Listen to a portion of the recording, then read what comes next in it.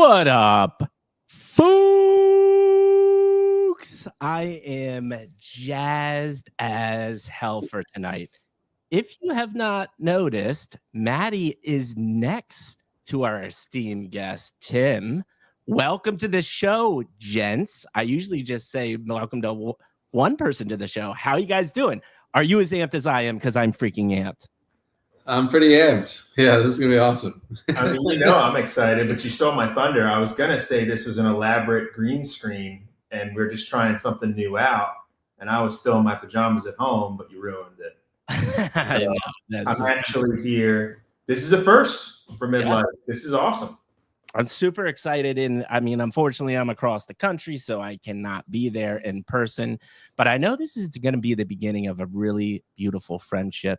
We do this a lot. I think what we're about to take you through, Tim, we're going to get to know each other. And it's going to be a beautiful thing. And we absolutely love what we do. And I can't wait to get to it. So before we do that, though, Maddie, what's new other than the fact that you're in person near Tim? Do we have anything else to talk about, or same old, same old? Life is good, man. Life is good. Excited about it. Excited about holidays coming up for sure. And I'm excited about this right now because this has been a first to be able to get to know a guest. Just even just an hour of time makes a big difference. Yeah. And this is going to be a great conversation. I don't want to spoil anything, but I'm really excited to go through this journey and just see how you got to the chair you're sitting in today. And yeah, man, I'm amped. I'm ready to go. Awesome. And so with that being said, we're going to give the formal introduction like we like to do here at Midlife. And then once we have the formal introduction, we'll go straight into the podcast. So Tim gave me a lot of information. I'm probably not going to hit it 100%, but I am going to try my damnedest to do it. Tim, keep me solid and, correct me at the end if I don't do you justice. But first off, 20 years in the tech space. Yep. Now, tech space being a lot of smart home, energy, tech stuff, and I just bit my tongue. Smart home, tech, energy stuff. But with that being said, built the largest sales org within this space to the tune of this, folks. $2 billion in revenue, over 700 employees. The dude is not messing around. He knows how to run a very successful organization. 2017 or 19, Tim? I think you said 19 that you got into crypto. Yeah, Bitcoin. Well, it'd be 2017, so it'd be when Bitcoin hit 9K. I bought my first Bitcoin. And traded that into Litecoin, made a lot of money there, and then traded it into Tron and a bunch of other coins. Tron. Traded it into Oblivion, where it was, what went up came back down again aggressively. The first too. I don't think I've ever had a founder on this show that said, you know what, bought Bitcoin at 9K, but made a mint off Litecoin. They usually don't follow Bitcoin up with Litecoin. But the point is... That's how early it was. It was Bitcoin and Litecoin. Ethereum was more money. And I was like, Litecoin looks cheaper. So I bought that one and it went up. But the point very early, I guess, was the point. Right. The point is not only were you early, but you were an investor. And this is really critical to know about founders because the best founders that have come through our show, they understand the industry and they a lot of them have invested early like yourself. And then after spending multiple years within the industry, you said, this is it, I'm going to make a company.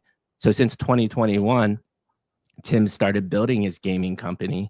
He's got a studio of 30 plus people at this point. And by the way, they're veterans in the gaming space.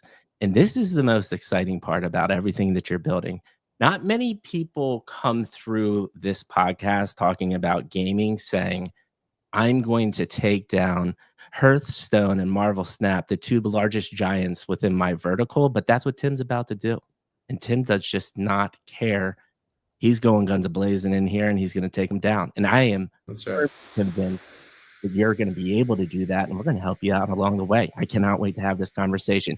And then a fun fact about Tim. Most people do not know this. This dude also owns a coffee company, as if he didn't have enough on his plate. And not because he owns a coffee company. There's one in Tampa and in a different state in Ohio. So did I do you justice, man? That was awesome. Yeah, you hit all the highlights. I mean, I'm sure there's a couple more in there, but yeah, it made me sound really good too. The one thing I'd say is I wouldn't say I was an investor in the beginning. I'd say I was a speculative gambler on little horses that are racing called cryptocurrency tokens. Not unlike today with meme coins, but it wasn't like I had a thesis around Litecoin other than literally it was more expensive and it sounded like the cheaper version of Bitcoin. At the time, I did not understand any of the other elements. Obviously, I understand a lot more now. And have invested in this cycle. I've seed invested into probably 80 something projects this cycle. Met with a lot of founders, read a lot of tokenomics documents. Like I've learned a lot now in the years since then. But back then it was just, we had one thesis: institutional money's coming soon. So get your coins. Right. And then they never came. They came this cycle, like finally now, ETFs, right? But yeah, anyway, so. But yeah, I fell in love with the space and decided I wanted to be a part of it. Never pictured I'd be building in it until, a few years ago, which I guess we'll get into that story of how I started building. But yeah, but happy to be here. Happy to be on the podcast as well. Awesome, man. We're going to have a great time. So with that being said, people, we are at the most famous critical part of this podcast, which is the world famous midlife crisis question. Tim, how did you get to the seat you're sitting in today? Please give us episode 1, 2, and 3. It started as a Star Wars analogy, like Maddie said, but we're going to break it down for the audience because not everybody loves Star Wars, nor do they understand it. That's a shame. That's kind of on them. But episode 1 is your childhood. And what we're interested in episode 1 is memories that stand out. Are there influential family members, obviously? But did you play sports? Were you a tinkerer? Did you do other things that you were super interested at that time of your life? 2, your professional career, education, mentorships, leaders that impacted you, wins and losses. We're really excited about and really get excited to share these moments of lessons learned. We've impacted tons of people on this podcast because of the knowledge. Like someone like yourself has shared, your shoes and your walk through life is going to resonate with someone that connects with your ideas and actually your background, right? And if you can give them a piece of advice to help them out in life, we've done our job here. Yeah. And then episode 3 is Web3, man. We talked a little bit about it here. We're really interested in why you're building what you're building, what the current state looks like, and in the future of how you're just going to dominate that trading card space. So that's it, my man. Hit up episode 1. Cannot wait to hear it. Let's have at it. Yeah, it's rare. It's great to be able to go back into the earlier days. You don't get to do that often in this space nowadays. So yeah, I'm originally from South Africa. Humble beginnings for sure. Grew up in South Africa, pretty normal, I guess, first couple of years. But at 5 years old, my younger brother was 3. We kind of had our first, shake-up tragedy in our family. And my dad, we lost my dad. He took his own life actually when I was 5. My brother was 3. So it sent our family into like a spiral, whirlwind. Overnight, we were, struggling my mom was struggling to put food on the table. She had to go back from being a mom of 2 boys and a wife to like just taking care of providing food on the table, all of the above. Mm-hmm. So super humble beginnings. Definitely, like a big struggle. And my mom always, kind of had this idea that like, she's not going to go ask for help. Not going to go, I mean, the government really doesn't help in South Africa anyway, but if they would, she's not going to ask for that. She's going to work hard and trust God. And so, we, made it through. A lot of like early memories. Early memories are honestly good despite those things. It's funny how like when you have when you've had success and you've made money, you don't realize how broke you were. Looking back, you do, but like in the moment, you don't. Right, So I have a lot of good memories. I think because of those childhood moments, like I'm very close to my mom naturally. She's like my hero, you know, huge influence in my life. Watched her work super hard, push us through all those things. And then I'm super close to my younger brother. We're 2 years apart. We live 15 minutes from each other here in Florida. And, you know, it's, yeah. So, you know, early beginnings, tough times can make you, you know, it maybe can make you, you know, your family fall apart, but for us, it like really drew us together. So super close. But I think because of, you know, not having my dad around, I was super shy in my early years, and just a shy kid overall, not really, you know, confident. So did well in school, but not a lot of friends, kept to myself. And so when I found video games, that became like one of my best friends in life, you know, my younger brother and video games, just being able to escape. As, you know, many of us, I think, that have played games, it is a form of escape. And so just really fell in love with them. So I've seen like the side where gaming can truly help, you know, later in life at like 18, 19, I got through one of the tough breakups in my life with a game called World of Warcraft that you guys probably remember, right? And so it's like, you know, there's like gaming can really, you know, and I've heard from you guys too, how gaming was where you guys were able to bond. And so it's like, yeah, anyway, so super humble beginnings, grew up in South Africa, always had the dream of coming to America. So I guess the kind of formative things from my childhood was, you know, we wanted to come to America, didn't have a way in the natural.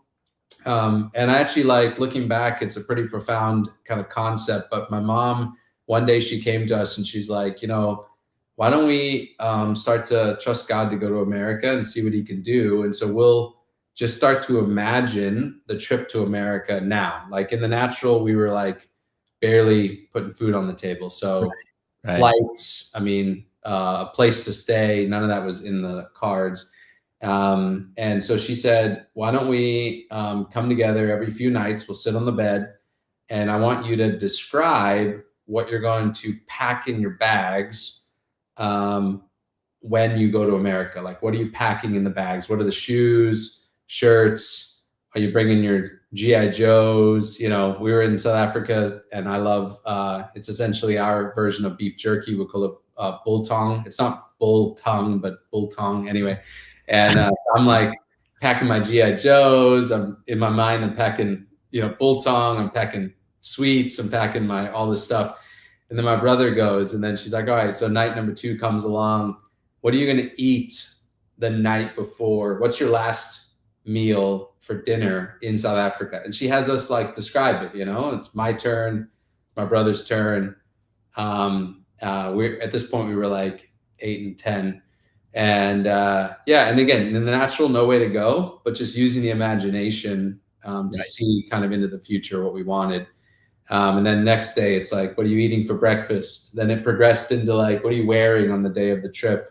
So, you know, on the flight. And this is where, you know, as a South African, you picture America as like Disneyland. Like the whole thing is Disneyland. Like amazing food everywhere.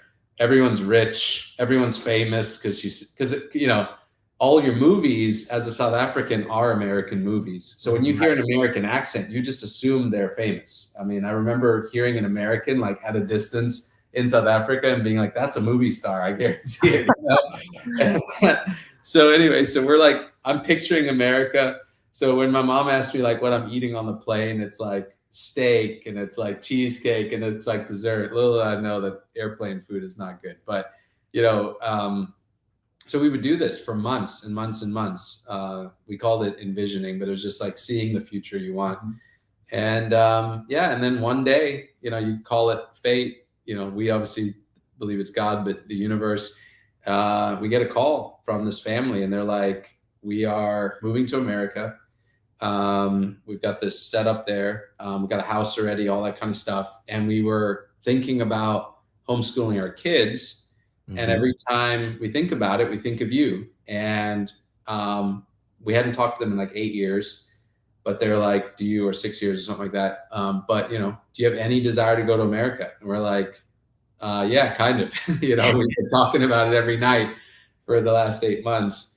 And they're like, okay, cool. We're leaving in a month. You know, get your stuff together and come out there. There'll be a place for you to stay, and we'll apply for visas for you and all that. So anyway, long story short, my mom got a couple real estate deals. We had just enough money. We sold her car, every possession we had, and we packed 3 suitcases, 3 pillows, and about $3 grand. And that we moved. And that was the beginning. So yeah, came to America. And the reason I don't sound like I'm from South Africa is because I was a shy kid. I wanted to fit in. So I tried my best to sound American. I worked very hard, and it's my only regret in life. So if one of your questions are like, do you regret anything in life? My only regret out of my whole life, my life's been awesome, but is that I lost my accent. So yeah. You must work really hard because you sound American for sure. I'm like, when you say South Africa, like a couple times you'll get it a little bit, and I'm sure it comes out. You got a couple drinks in the system or something like that. But yeah, for sure you sound American. You nailed it, right? And you've already given us way more information than a lot of guests give us. I already want to peel back and go back a little bit. I have a couple questions, and I'll let Maddie chime in. The first thing I am really interested in, and you know, we talked about, you know, like concept of God and faith, and that was part of it, right? Is you're starting this visualization process. I'm interested in the visualization side because I haven't heard many people at a younger age have a parent like really start getting their kids to understand the power of visualization, and like how she did it was really unique. Question to you, do you still use that practice today? And do you think, you know, like taking away from that time, was it a combination of faith and the visualization? Like, what's your interpretation there? Because I think it's a fascinating topic. Yeah, it's a great question. So yeah, I do use it today. I use it with my kids. We used it multiple times, like after that with my mom, when it came to like getting out of an apartment, getting our first house. And you know, it's crazy because like the house my mom lives in now, I pictured that house down to even the color before we ever saw it. So like, I don't know how you exactly explain that, right? That's why I think I lean in the direction of it's partially God and you know, using your mind, because it's like, how do I picture a 2-story house that's painted yellow of all colors, that's on a lake, and then that's like the exact house my mom. So we, you know, that house was built way before I ever imagined it, but then we found it, and I'm like, oh my goodness, Mom, this is the house, and then that's the house she buys, you know. So anyway, all that to say, like, you could, you know, you can go either direction, but yeah, I use that with my kids. Because I want to pass on those principles. So we want a certain house now, and it's one of our goals in the next year to buy a new home. And we want some acreage and property. And yeah, and so we found a house we like. And so that's like our placeholder, you know, whether we get that house or another one, we don't know. Right. But like, we're taking the exercise to decorate the house in our minds. So we'll lay on the bed sometimes at night, and I'll have each kid like decorate their room, you know, and all they want is like stuffed animals and pink walls and stuff like that, but it's still like a good exercise to get them thinking. And then my wife and I do it too. Like, we've actually gone through, we'll pull up the photos on our TV, and then I'll like talk about, let's like put this piece of furniture right there in the image, and like, let's do this one right there. And you know, who knows where that goes. I think as humans, we sometimes want to shy back from getting our hopes up if it's not guaranteed to work out. So we don't want to go down this pathway, but I think it's the opposite. I think the more you can get a mental picture of it, the clearer it becomes, the more you really feel empowered to go after it. And whether, you know, people call it manifesting or the secret or whatever it is, where they're like, these things come to me. I do think that we've been given an imagination, and the idea is to go into the future with that based on what you feel in your heart, and like really start to see that picture clearly. And you know, they've one of my favorite books is called The Happiness Advantage, and there's this guy who did this study, Sean Akur. He went to Harvard or Stanford, Anyway, it doesn't matter. I don't know, one of those two. And he did this whole study and then a bunch of other studies afterwards, but they just talk about how powerful the mind is. And one of the tests he cites in there was this doctor who she was convinced the mind was so powerful it could actually have reverse effects on the body. Yeah. So she got these men who are in their 70s, took them to this place out in the country, and like surrounded them with stuff from 20 years before. And, you know, so she had like the old radio playing stuff, the old TV, the old newspaper, food, their clothing, everything. And she said within like however long she had them there, literally there was reversals in the body, eyesight improved, fingernails got stronger, all these things. So it's like, that's crazy, but it's like, just shows you how powerful the mind is. And so, yeah, I think if people would engage their mind more. So a lot of times I'll take a minute when I get a rare break and I'll think about where I want Koin Games to go. Yeah. And I'll kind of picture a moment in my mind that encapsulates the success we want to have. And then, and I just kind of go there in my mind, talk about it. So, yeah. I love it, man. And so I got to get back into this. We're going to do it this new year, but for about 3 years running, me and my wife sat down every year and we made a mood board, man. And we put everything down that we wanted to manifest. And sure as shit, about 90% of the things on that board happened every year. Yeah. And it's such a cool, for someone that's super intrigued by this conversation, knowing that you've been doing it from a very young age. Not many people have done it. What's your advice to them? Is it just consistency over a long period of time, making sure you have a quiet place? Like, what do you concentrate on? Because I think it's interesting for people. I love what you said with the board, because we do that in sales with a goal board. I mean, the principle there, you know, if you want to go like to where I believe it comes from, there's a scripture that says, write the vision, make it plain, that he who reads it can run. So the idea is the more clear the vision is, the quicker you can move towards it, and the more likely it is that it comes true. So, you know, what's the evolution of that? It's writing it down, but it's also creating pictures. So I love that concept. My wife and I, every year into the new year, do the same thing. We break our life down into like 7 categories. So it's like financial, mental, spiritual, physical, relational, you know, and on down, like recreation, different areas. And then we write our goals, and it was like 80-85% would come true every year, you know. And then there's a few that never happened, like did not get into the best shape of my life, you know.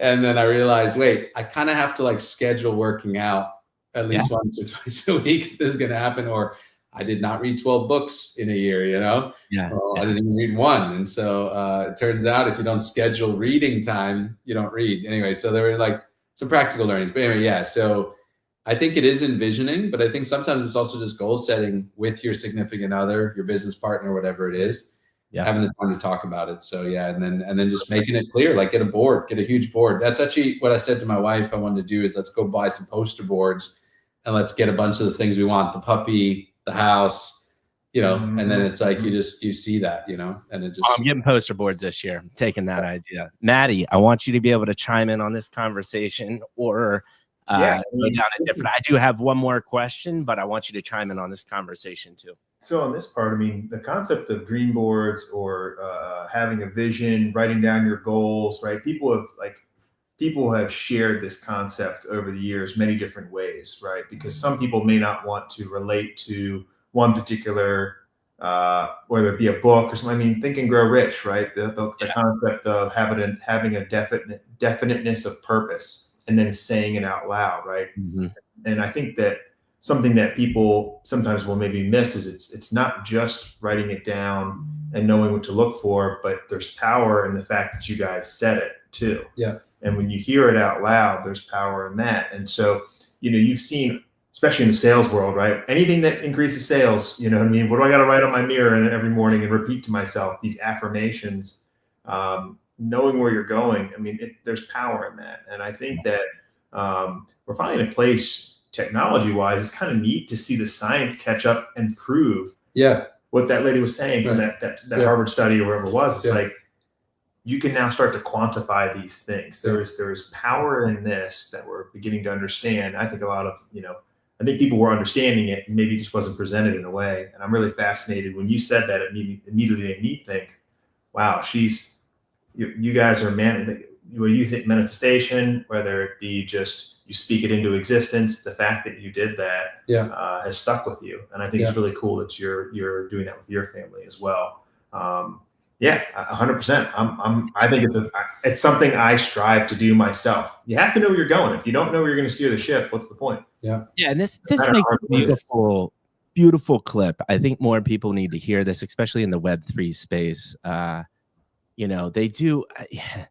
I think they manifest the whole wag me and I'm going to become a bajillionaire in a fake way. And I think that's actually another critical thing to think about when we're talking about this is I think it has to come from a place of authenticity, right?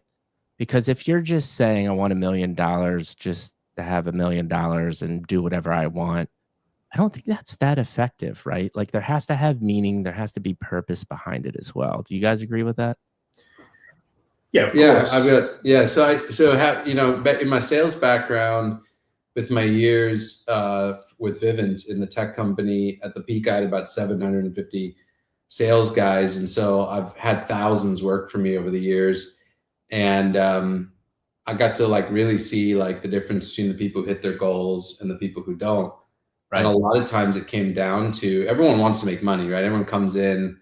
We literally had that question with well over 1,000 reps, how much money you want to make this year? Yeah. And I had years of this data. And without fail, the guys who are just I want to make a lot of money. And you're like, why? What are you going to do with it? And they're like, I don't know, man. Just buy a car, have a lot of money. Their chances to get there was quite low. And then the guy was like, yeah, I want to he would have clarity. So it'd be I want to buy a car. And you'd say, what kind of car? And one guy would be like, I don't know, just a fast one. And I'm like, he's not going to get it. And then the guy was like, I want a Lexus GX white with brown leather interior. Yeah. And this whatever. And I'm like, have you test driven the car? He's like, yeah, 5 times. He's getting the car, that guy knows what he wants with clarity. And then even further, if they could go beyond just the thing they wanted to buy into stuff yeah, man, my mom always sacrificed for me. And she's Italian and she's never been back home. So I'd love to take her to Sicily and I'd love to do this and just do a 3-week thing where she can just take off of work. She's a nurse and he's got an emotional thing. That guy's going to probably beat his goal, because it's there's a depth there. So to your point, I think it is so much more than just it's the principle of, like you said, bringing out it's not just the envisioning, but it's the speaking that's doubling down on it. But then from a heart that really there's a reason, a purpose behind it, it's the thing that gets you up and down, because usually the pathway to success is not easy nor straight nor flat. It's up and down, it's around the mountain, it's backwards a little bit, it's forwards, and it's a lot of times the principles that you've decided on early in life, or just the principles that you really have gotten a hold of at the beginning of the journey, that will carry you all the way through to success. Because it gets really hard sometimes before it gets good, Yeah. And you need that to guide you. So, yeah. Beautiful. Maddie, anything? The concept of, you hear you can do anything you want, you just can't do everything you want. Right. One of the things I like that you said was that at the beginning of the year, you and your wife, you spread it into categories. So what do I want financially? What do we want in our relationship? What do we want with our kids? What do I want in my business? I think that's really important, because just what you said about the sales guy, about the guys that make it and don't, and you led earlier with one of your goals was best shape of your life, which is I want to make a lot of money. Yeah. Right. But unless you break it down and it's this is how I'm going to do it. This is the plan I'm going to use. This is the system for the diet I'm going to have. It's the same exact concept, right? Yeah. And I think that that's its own valuable lesson. When you talk about in Web3, Mike, sure, I want to hit the next big coin and make $1 billion or what? Sure, it's arbitrary, but what does that look like? And in the investigation process of learning what that takes, once you test drive that Lexus and you start touching it and feeling it, it also brings your goals into something that I believe is obtainable. Because if you said, I want a yacht that's worth $30 billion, right?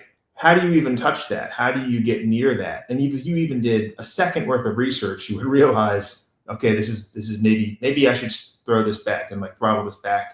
And you tend to formulate goals based on something that is actually achievable when you do that. I think that's part of the exercise is what I'm trying to say. 100%. And so fascinating conversation. We're already like a half hour into it. I told you, Tim, this stuff's going to bubble over. There is one more thing that you said that I really want to dive into because I think this is another fascinating topic that people need to hear.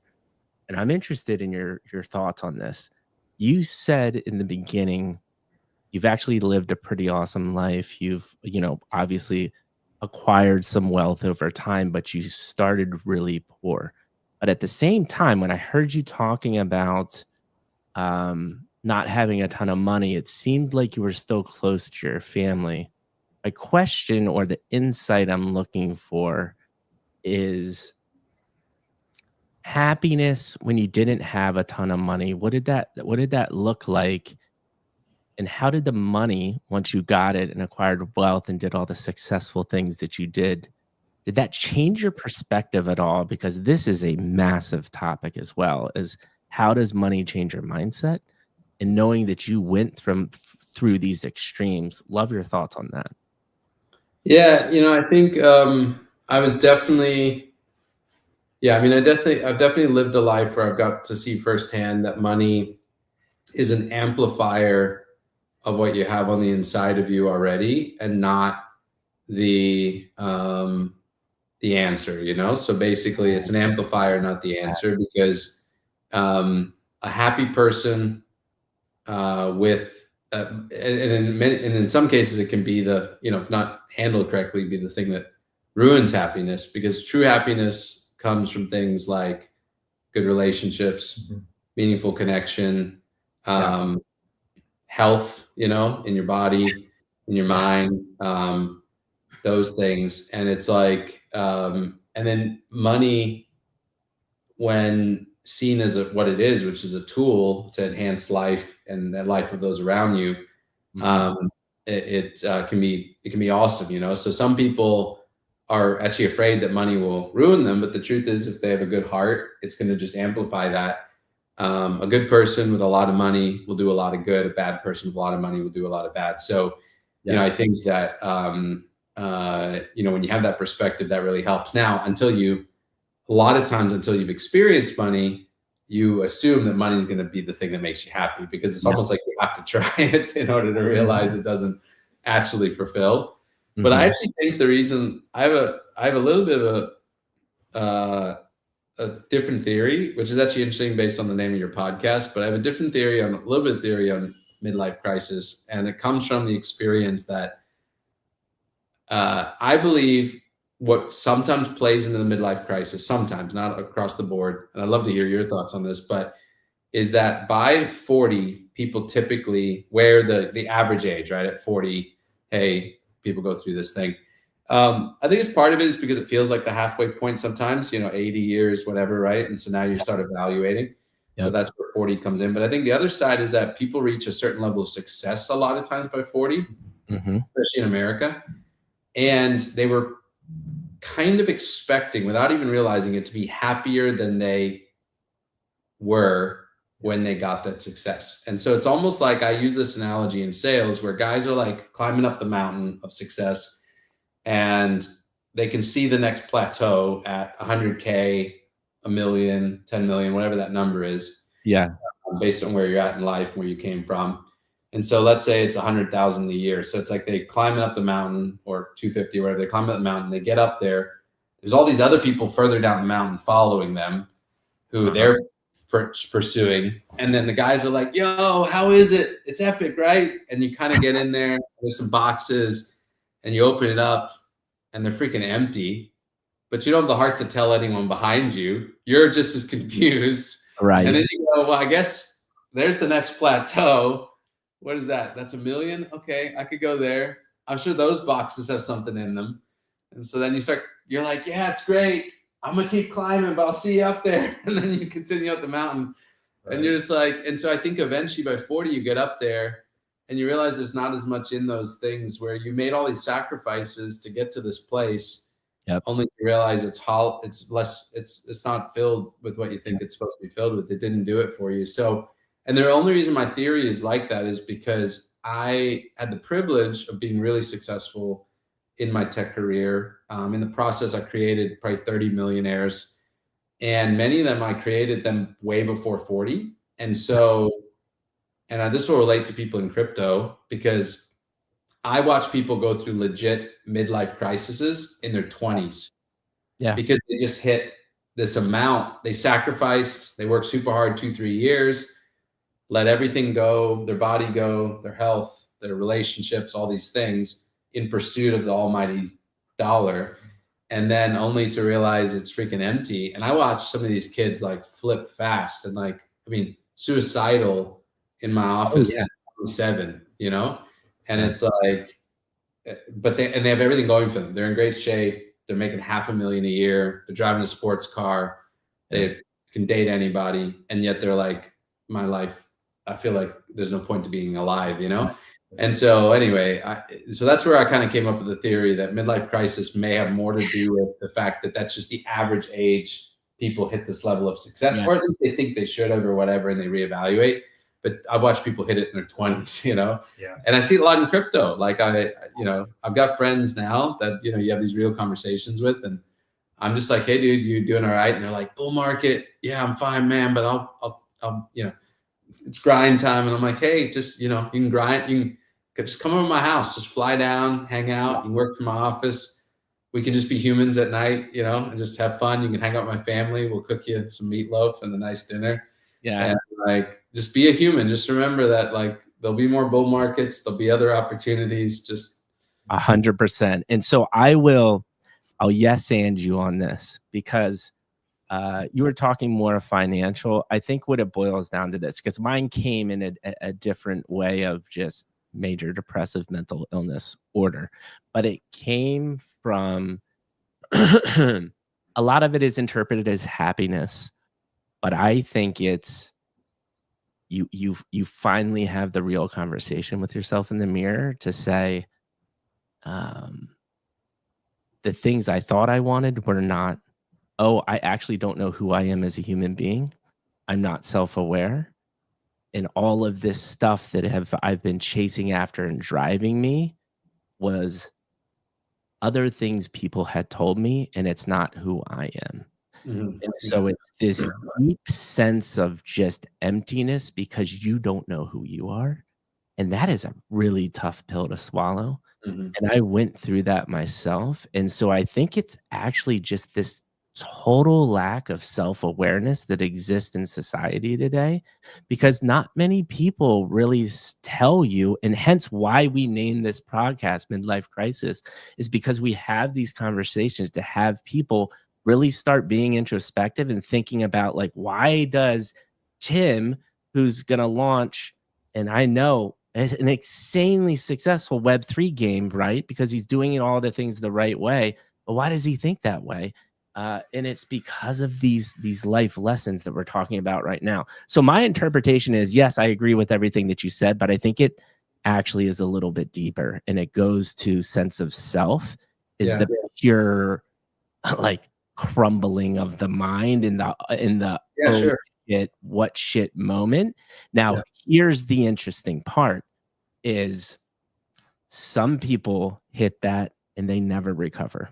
You know, because they don't have the right friends or family, or they don't have someone like us that is trying to help them along with different stories and perspectives. But for someone like me, I was basically born again. You know, I understood very clear who I am as a person, what I'm really good at, where I shouldn't be wasting my time. And I always say this, my wife and I, we sat down and we created 3 pillars, which were financial freedom, flexibility, and friends and family. And so from that moment on in 2019, I never made a life decision that did not give me the outcome of those 3 pillars. And there's not many people, if you ask them, what are your 3 pillars or why are you doing what you're doing? unfortunately, a majority of the people would say, I don't know. Yeah. And that's huge, right? So that's my interpretation of it. Matt, I'd love to hear a little bit from you. I mean, this could be a 10-hour conversation, right? And maybe one day we can have it over a campfire. But we will. I think you guys said some great things. I think there's a lot of nuance to that. I think that at the end of the day, there is a disconnect as we get older with what we thought the future was going to be and what it is. Right. And that might be financially, it might be health, it might be a sense of worth or accomplishment. There can be a lot of things. And it could also be something that you didn't think it was going to be, and it is, right? And I just think that delta creates a disturbance mentally, right? Because at the end of the day, we're like, okay, this isn't what I thought it was going to be. Yeah. And with high achievers, I 1,000% agree with you, right? Yeah. We're chasing the rabbit so fast, and then we catch it, we don't know what to do. Yeah. And it's like, well, this is who I am. I chased the rabbit, and now I don't know what to do. Yeah. And that breaks people, right? And so other people resign. Some people who aren't that go-getter, they get to a point where it's just this kind of, this is all I'm ever going to be. This is going to have to be enough. And then it's almost like this resignment into it's like the power's off. You know what I mean? Like their heart's still beating, but they're just existing, right? Yeah. And so I think all of these things can be problems. And I think that first and foremost, us having conversations, people reaching out like you do, saying, "Come over, let's be real human beings here, and let's have a meal. Let's interact." I think that's where we start healing some of these things. It's going to be a human to human conversation and reaching out. And you know, I needed help when I was struggling. Mikey, you needed that, you know. And I think a lot of the times, people who have a mentor, you were there for some of these guys that you helped create tremendous wealth for. And you could have stopped and said, well, just chase the next rabbit. But I think that it's just already in your conversation, you know, your personality was, well, let's figure this out. Let's dive. Let's get into it. Yeah. And I'm going to share with you that there's more to life than just that rabbit you were chasing. Yeah.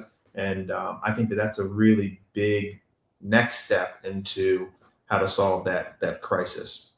100%. More people need to hear this.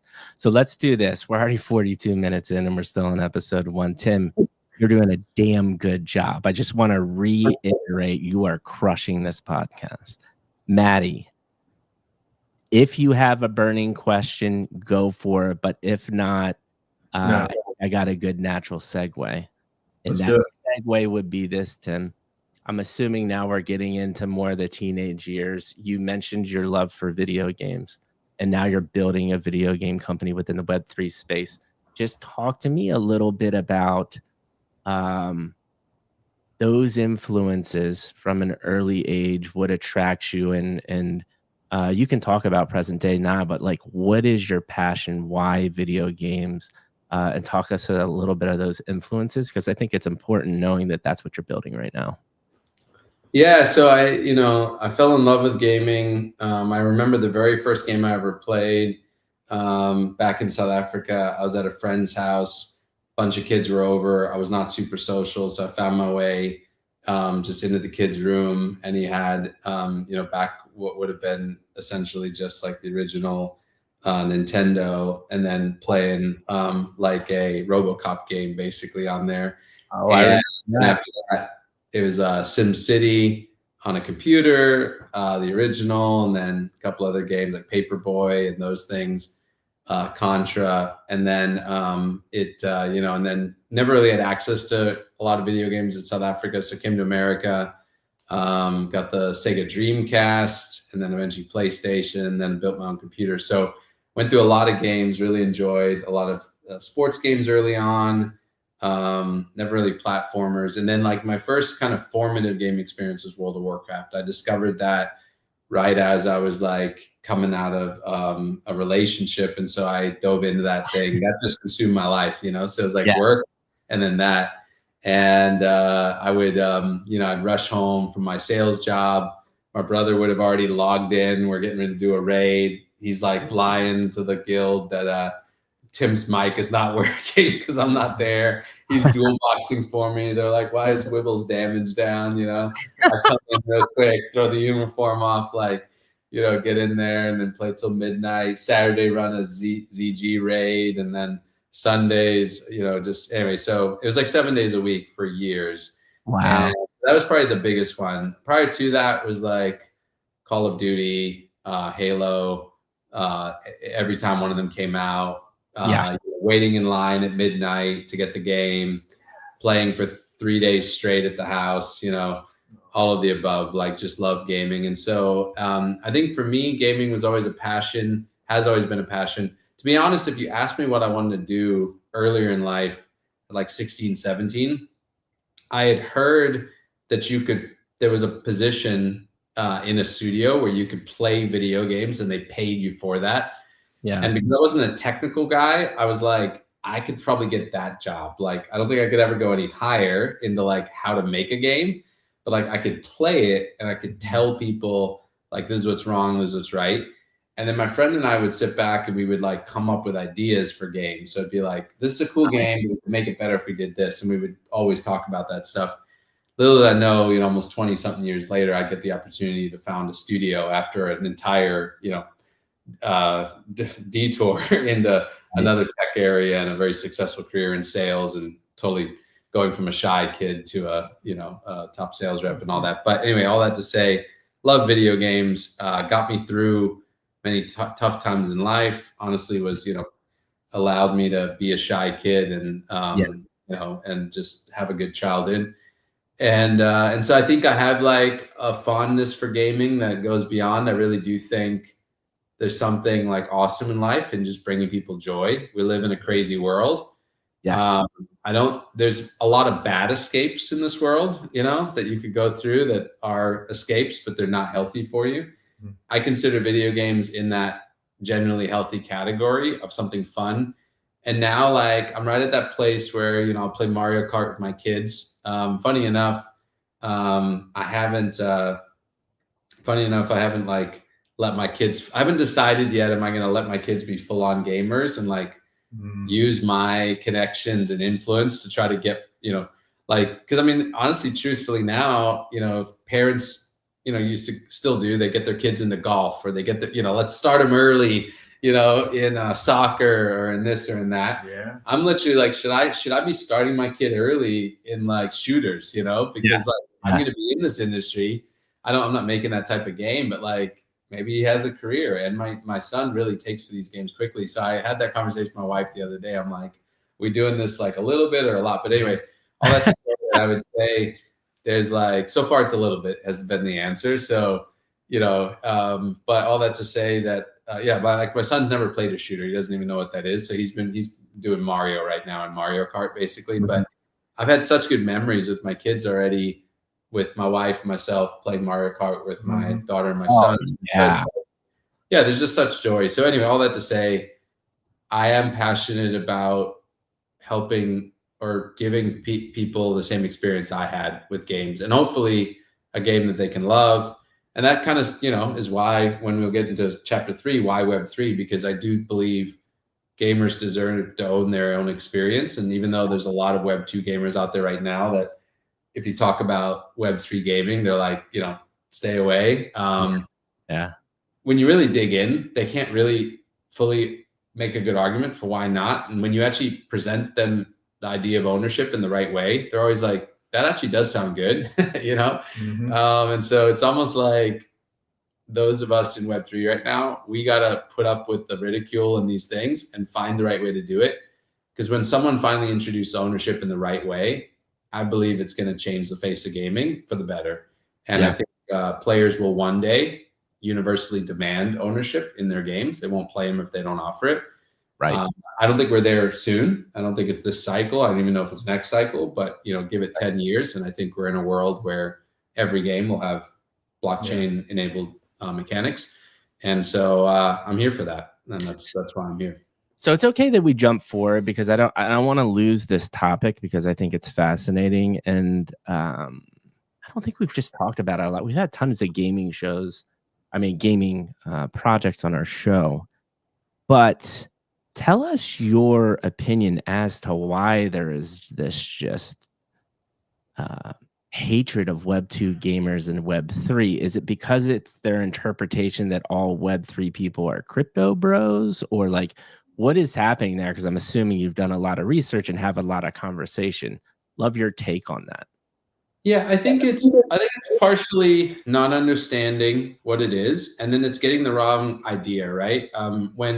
When I went around in the early days of NFTs and started talking to artists, you had some artists that were very open to the idea, and they loved the fact that they could like partner with their community and build a community around their art and allow there to be kind of mutual ownership of digital art. Really, like it's like, you know, I own this picture, I own that. You can't really see it, but this painting here. And then it's like, okay, I own a digital version. Like that's not a jump, but yet some artists on principle kind of had this bad idea. And I think it goes back to like how you rewind 10 years ago and it's like, who's in crypto, or 8 years ago, 6 years ago, whatever. It's like, who's in crypto? Well, it's the drug dealers. It's the guys laundering money. Right. You know, when you hear of NFTs selling for a lot of money, what do most people say? Oh, they're washing money. They're doing whatever. Right. So there's always that element. But I think, as my mom always said, it's like, don't throw the baby out with the bathwater. There's a lot of good in there that can be found in amongst the nonsense. And so I think that's part of it. I also think we have yet to have a genuinely good, I mean, if I'm being honest, a genuinely good game that can go toe-to-toe with their genre without Web3. So we have this other side where there's a lot of people going, dude, Web3 gaming, it's the revolution. And then a normal gamer is going, but those games suck. Yeah. And then you're like, but you own things. And they're like, but still, the game just sucks. Like, I don't want to play it. Yeah. So I think it's going to take a genuinely good game. And we have a few that are being developed right now. Not, obviously we're biased. We think we'll be one of them, but I think there's quite a few in production as we speak. Right. They're the first wave of games that are just as good, if not actually better, than their Web 2 counterparts. And I think that's when we can start to have a real conversation about Web 3 in gaming. And then I think the other piece, which, we'd have to go into our like whole economic design and all that, but I think that we've also not yet seen the right way to introduce ownership, because I think the wrong way is to say, come play this game and make money. Yes. And the wrong way is to say, come play this game and get items that you can sell for money.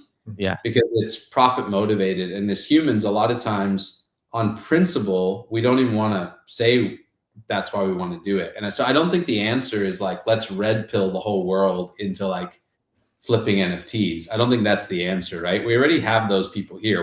We are those people. Like, that's why we're here, right? We like it. Mm-hmm. We're here for the tech, Yeah. But we're also here for other things other than the tech, Yeah. And so, but the rest of the world and there'll be a percentage of gamers that when they get here, then they'll become here for the tech. But like the majority of them just want to be here for the fun, like genuinely.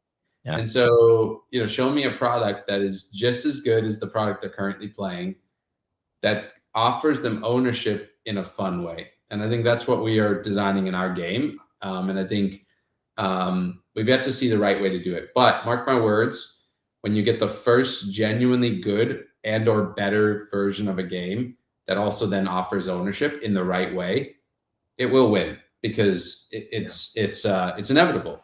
You can't make an argument that owning stuff in a game that I'm going to spend in is worse than not owning stuff in a game that I spend in. Like, in what world does that make, who wants to rent if you could own, right? I mean, basically it's like, who wants to, if I was renting I collect physical cards, of course, and it's like, who wants to rent the cards I play with? No, I want to collect them and own them.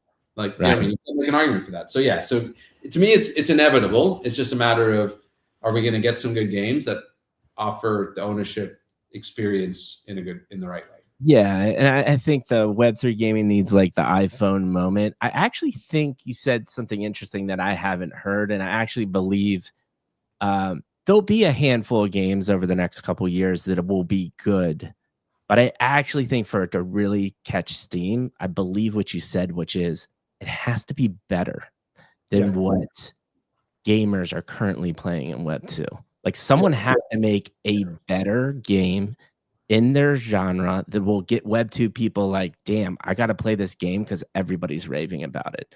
And we're just not even close to having that yet until you roll this. It won't even be about that it's Web3. It's just that it's a great game. Yeah. Yes. Right. It's a Tesla moment, because before that, electric cars were boring to drive. Yeah. I want a car I want to drive. And all of a sudden, here comes a car that from 0 to 60 beats basically everything but a McLaren. And it's like, whoa, this is fun to drive.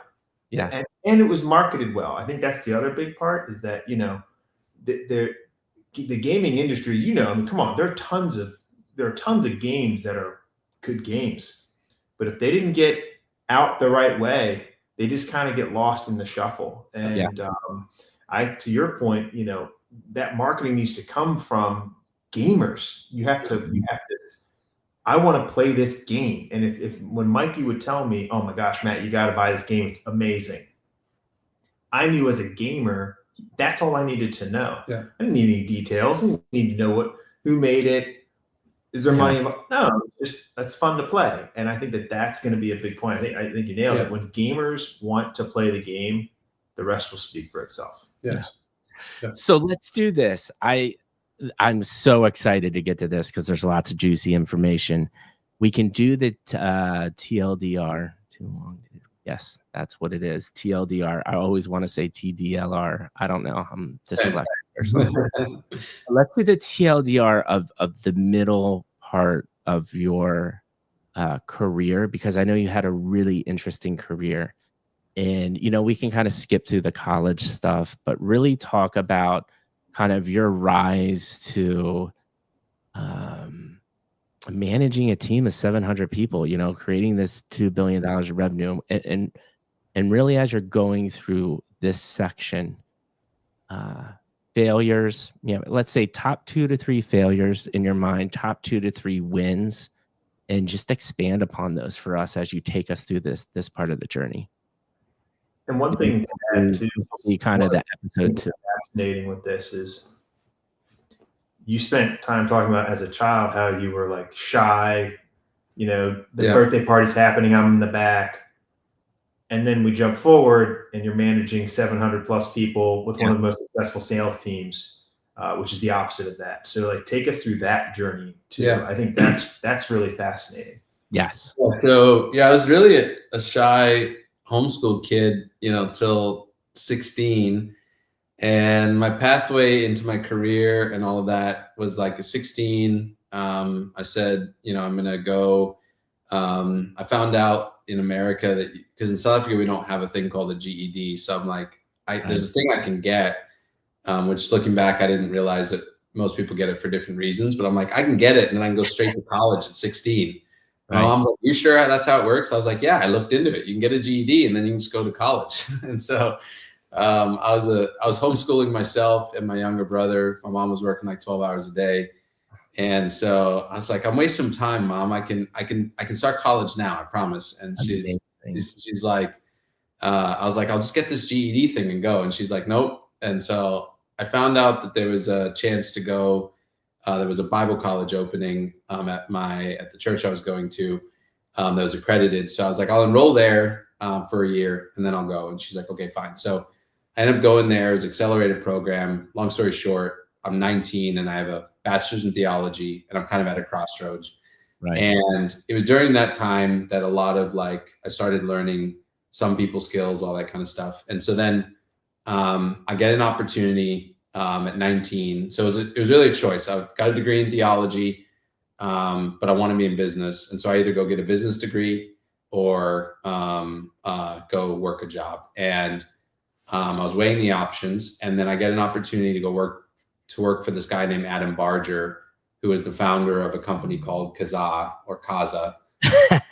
And depending on how you say it. I know this very well. Yeah. And so they were the competitor to LimeWire back in our day when the Nano and the Shuffle blew up and everyone was typing in the words free music download. And so he started this company, and with 4 employees in the US or 3 in the US, I was head of customer service. I managed 3 guys in Pakistan. And then he had like a dev here who managed like 3 other guys in Pakistan. And between us, 3 in the US and his like 4 guys overseas, he like built this product and then scaled it to like well over $1 million a month.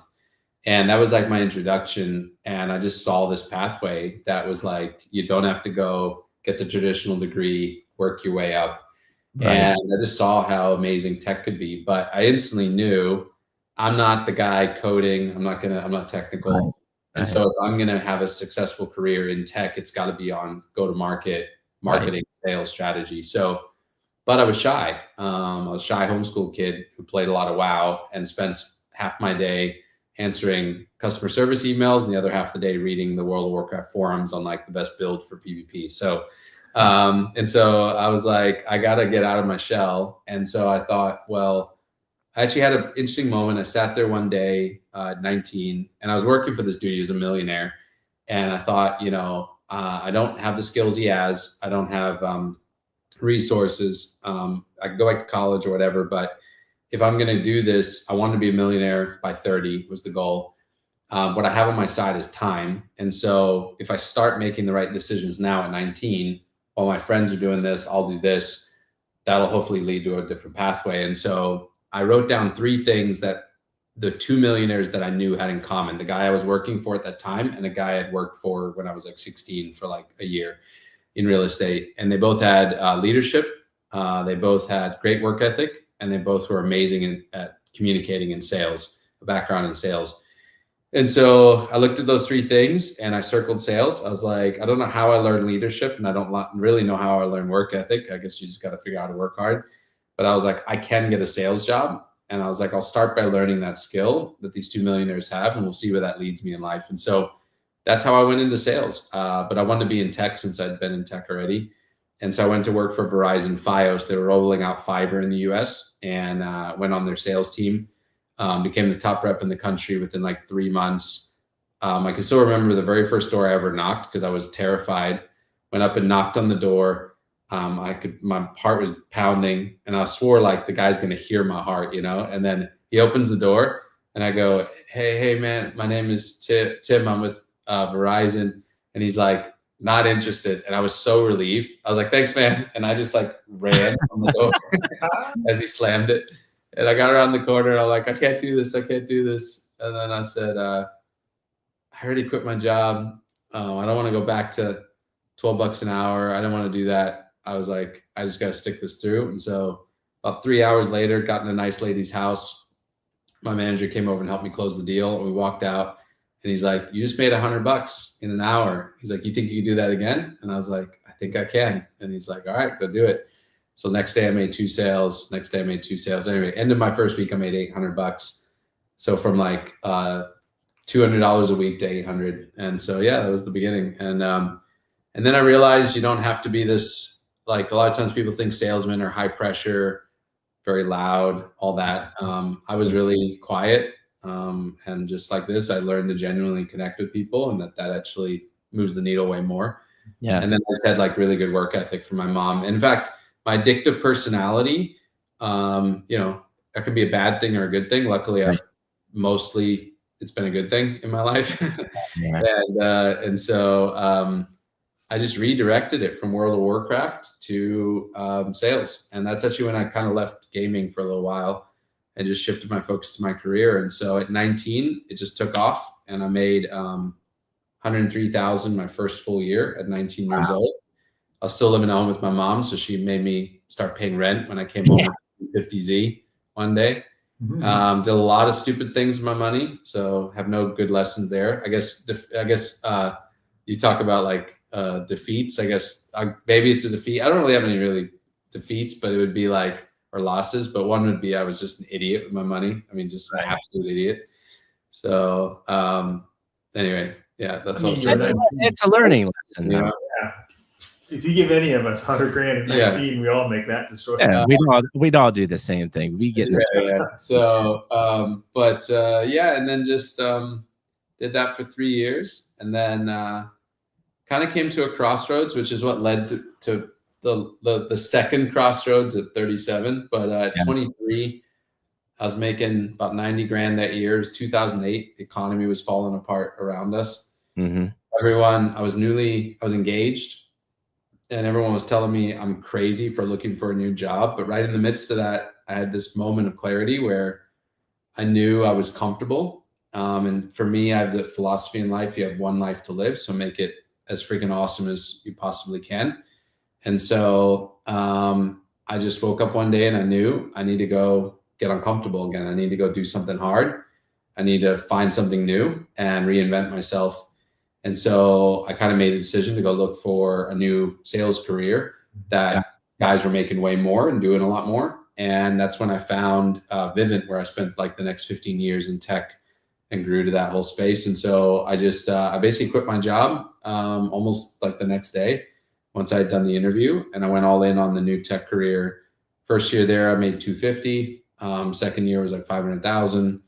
Ran teams for them, then started a region, 750 and $1 million. And then anyway, when I left 2.5 years ago, made about 3 million my last year. So, it was amazing. Changed a lot of lives, created like 30 millionaires in the process. Honestly, awesome. Lived an entire career. I mean, had like a 5-minute standing ovation with a room with like 1,000 people in it when I retired. Multiple, I mean, guys that had some drinks, but multiple guys coming up hugging me, and, like, she changed my life. So it was awesome. I got to live like the full cycle. To be honest, I could have died happy at 37, probably in some ways. But yeah, and then, and this will be a good transition into the stage 3, but I kind of find myself at 37 feeling these creeping feelings again, like I did at 23. You're getting comfortable, Tim. It's a very nice horse you're on now, 3 million a year, stock, all your best friends, you work with them. You're at the top of your career. I was the most successful, still am, I think the most successful director in sales with direct sales, like in a tech company ever. I'd helped the company go public. Learned so much in the process working with the founder, Todd Pedersen, who's my lead investor in Koin. Brilliant man. He's a billionaire. He's absolute genius. Worked with some of the best people in the industry. Got to work on designing commercials, go-to-market campaign, pricing strategies. I mean, you name it, like everything you do, recruiting. Learned everything on how to scale a tech company to a couple billion a year. Went public at, $5 billion valuation. I mean, just amazing journey. I was there on the day we rang the bell, one of like 15 people on the floor with Ed Kramer in the background. They spelled my name wrong on the name tag. I'm still salty about that, but I'll be there again one day. But anyway, and so, just had these amazing moments, learned so much, but just kind of woke up 37 with this feeling like I'm comfortable again. And is like this the horse I'm willing to ride on into the sunset, or is there one more adventure, get off the comfortable horse and go back into the bush? And so and when I really asked myself that question, the answer came back resounding. I'm ready to go build something myself and build that $1 billion company on my own and use everything I know that made me the very best of my previous industry in building a tech company in a new industry. And so I didn't really know what industry, to be honest. I just wanted it to be in tech. And then I wanted it to be where I could use all my skills, my network, everything I'd learned over almost 20 something years at that point. And I knew I wanted it to be an intersection where innovation was happening for like major disruption. And so I was one random day on Twitter where you get all your good ideas, scrolling. And I see this article that says Beeple NFT sells for $69 million. And I'm like, I know what $69 million is. I don't know what an NFT is, and I don't know what a Beeple is. But I got to read this article. So I read it, and it talked about pictures of monkeys selling to rappers for $1 million, which I didn't understand back then. And it talked about some other stuff and, all this. And I got to the end, and I'm like, I don't get it. But I also don't get art that sells for $1 million either. So there's correlation there. However, there is something here, this technology, this NFT thing, where this made this possible, this tech. So I was really interested in the tech. So then I Googled NFT tech and realized it was a blockchain thing. I'd been in blockchain, obviously, since the previous cycle, but I just didn't know about NFT technology. And I was like, oh my goodness, you could put a video game on this. And so no joke, it's a little embarrassing to say this, but I thought I came up with the idea of putting video games on blockchain. I thought I invented that. About an hour later, I found Axie Infinity as I Googled things. And I was like, dang it. I'm not the guy who got this idea first. But anyway. So I'm going to chime in. Yeah, go ahead. We're transitioning to episode 3, but we just cannot glaze over the fact that now we could talk for another 10 hours just about episode 2. But I feel like we would be doing a disservice with someone like you that has acquired the level of success, but also giving some of your wisdom and knowledge of that time in your life. And so what I am interested again in this part is I would love to have 2 really lessons, good lessons you learned that you could share with somebody within that phase of their life that you think is going to really help them out. And then 2, these are mistakes that I made that you can avoid. I love that. So yeah, okay. So I would say the lesson that I would encourage anybody in that phase of life is that, in your early 20s and even your 30s, it's all about learning skills. It's not about making money. Now, if you make money in your 20s or 30s, that's awesome. Right. But it's about becoming the guy, becoming the person. It's the hero journey, the hero transformation, where Spider-Man becomes the man, right? It's do hard things on purpose. Make life as uncomfortable and as difficult as possible. Love so it. that you grow all the time, because those are your formative years. And I would say, I think, and you may agree, but I think in some ways, if you do that for yourself in a big way, where you are focused on personal transformation of who you are by doing difficult things, it actually, I think, lessens or maybe even eliminates kind of that crisis moment of because you kind of figure out who you are. And I think I would say that personally, just my own journey, I've had a different battle, at 40 in some ways, which we could talk about at some point if we want to, but it was not really an identity crisis, I would say, because I really figured that out at 20, to be honest. I made distinctive choices at 20 to be different than all my friends. And I actually knew it was the way to get ahead. It's if they do this, if everyone does this, I will do this. And that's where I'm going to make myself different. And you won't tell a year, 2 years, 3 years, 4 years in, but by 30, you can tell. And so I was a millionaire by 30, and all my friends worked for me because I made choices that were different.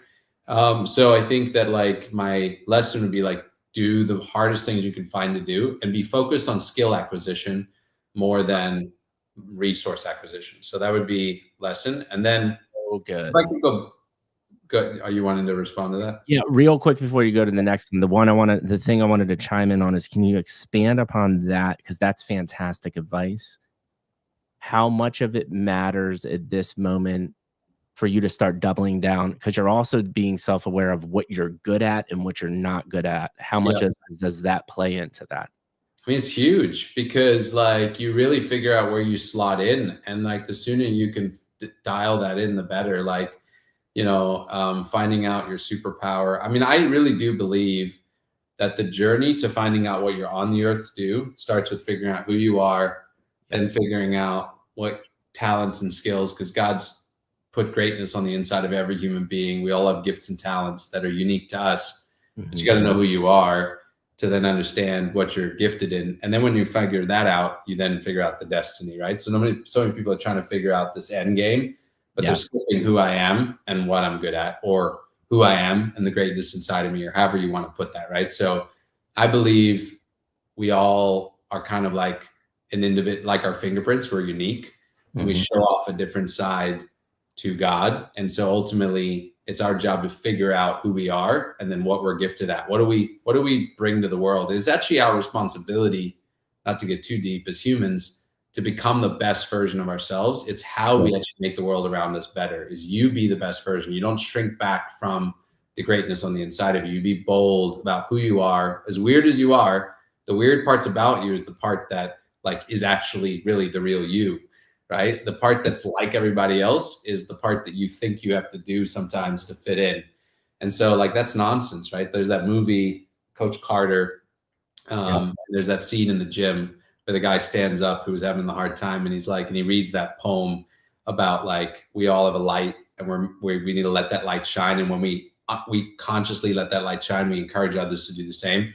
And so it's like that moment. So I think that it's like, those early years where you're like figuring out who you are, figuring out what you're gifted at, figuring out your superpower. That's the connection point to what you're there to do on earth. And then the sooner you can figure that out. I was fortunate to figure that out very early. I'm good with people. I'm good with communicating vision. I'm good at communicating passion. Now, obviously that can fit in a bunch of roles, right? Ultimately, it's like when you figure that out, then that just like, then you can just put your head down and go. And then there's no substitute for compounding interest in both money and in effort and in a certain direction, you know? Momentum is a real thing. You know, everyone talks about the overnight success, but it's like the 20 years of doing the same thing over and over again that leads up to it. And then it's that passion, right? I heard Joe Rogan recently, and they were talking about he loved UFC, and it's like he did those first early shows free of charge. Like they paid him like $200 or something, you know? He was just passionate about it. And he was just passionate about interviewing people. And then it's like they showed like the early podcast with him, and I think it was the guy something Green, I'm forgetting his name, from MTV. Anyway, and he was like doing a long form podcast, and they were just jamming on the idea of this new type of podcast, new type of entertainment. And it was like those early days, and then these guys just started it, and then now it's like massive success. But they were willing to do it when nobody else was, when it wasn't about success, because it was like they just liked it. It was their passion. They were good at it, so they just did it, you know? A fantastic layer on to that idea. You did, I think you were going to go into one more other lesson, but I've got it. Okay. The lesson I would give any young person, which I wish I had listened to, and I should give this caveat. This is for people who you're a go-getter in life, which I think a lot of people listening to this probably are, right? And you want to succeed in a big way, is just like, enjoy the journey and have a lot of fun and find ways to take the pressure off. Because as much as it is awesome to like have that big win, it's never awesome at the sacrifice of the things that truly matter. And it's like, once people achieve a certain level of success, it's when they realize the things that matter more, like family, good relationships, health, and all those things. And so I just wish I had more fun in the early years. At some point I got so locked in, you see these people like crypto is a big one. Like they don't even want to admit that they want to take time off, or like, they're like, yeah, man, had like day with the family for Thanksgiving, but I'm back at it again. I'm locked in. And I'm like, oh, and it's like, it's okay if you wanted to take like 3 days with the family, and sit on your couch. Like I literally told people, I did a VC pitch.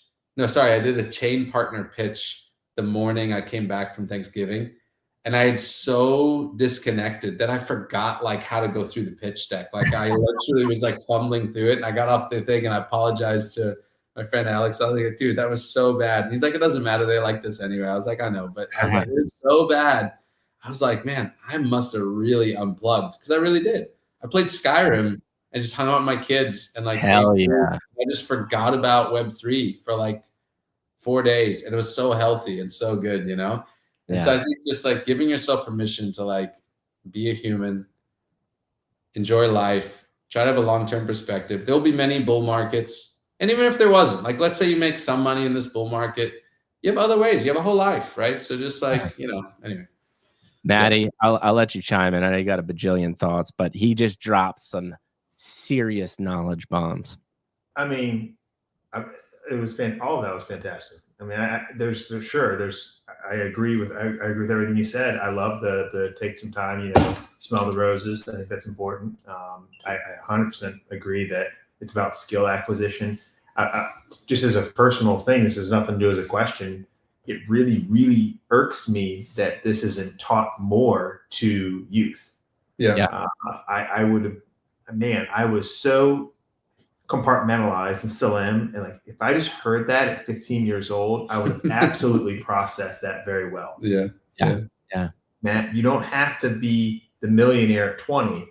You need to acquire skills, and you need to get focused on those skills, and you're going to learn what you're good at, what you're not good at, and what you can get be disciplined about honing that down and achieving mastery in a few certain areas, and then you can monetize that.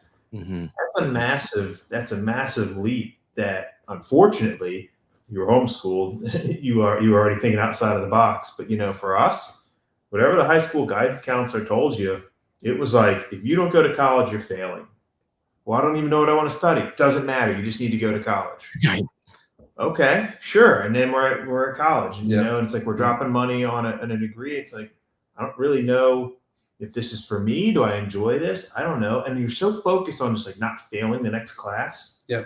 Next thing you know, you have the bachelor's degree, and well, now what? And it's just to be able to stop and learn some of these things. To Mikey's point, these clips are some of the most valuable clips for people who are watching this later to listen to. Yeah. Take a second, relax. It's going to be all right. You're in the industry. You're already ahead of the curve.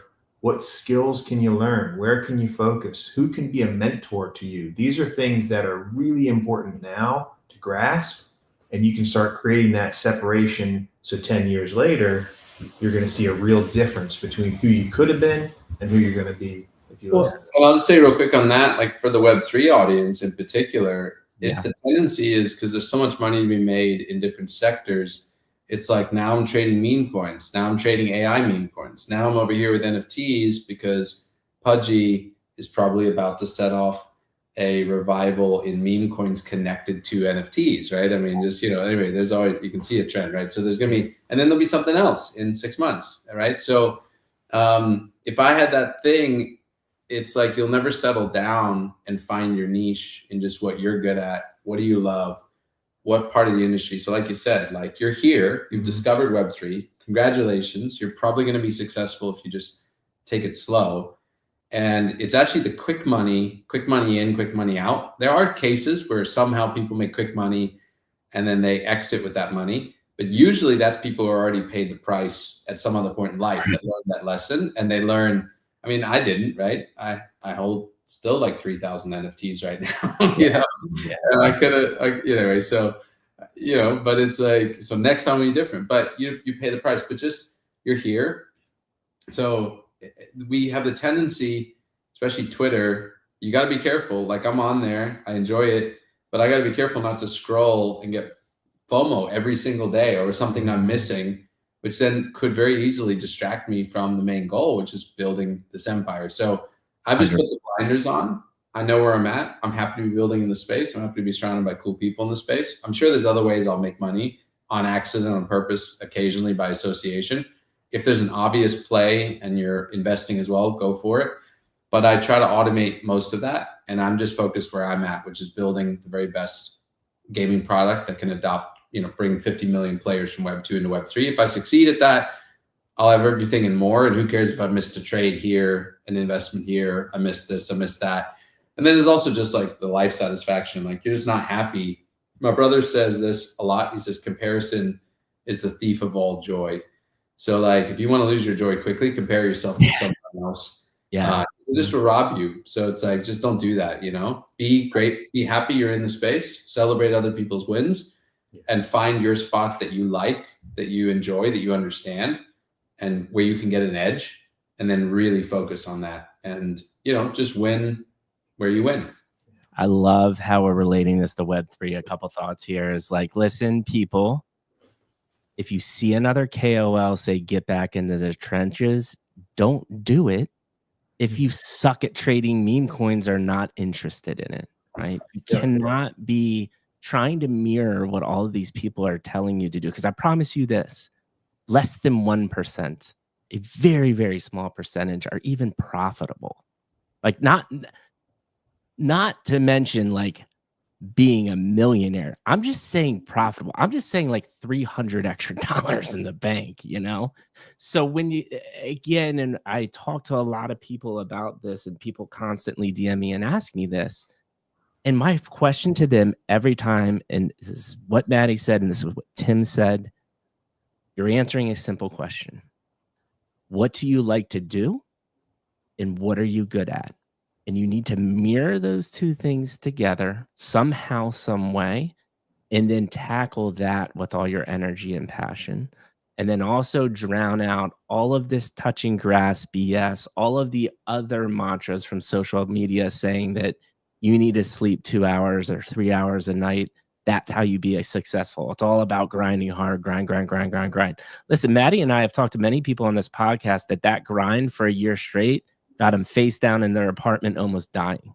Like that's the true reality of you manifesting that and actually doing it. Yeah. So these messages could not be more important in Web3, and I'm glad we're having the conversation, man. Yeah, you gain so much momentum just by consistent effort, but also consistent effort into the things that refill the tank. Yes. So that there's not these like crash and burn moments where everybody freaks out. And I mean, I know of a guy that went into like crazy depression after like, I mean, he was one of the most successful founders of one of the best syndicates in the last cycle, you know?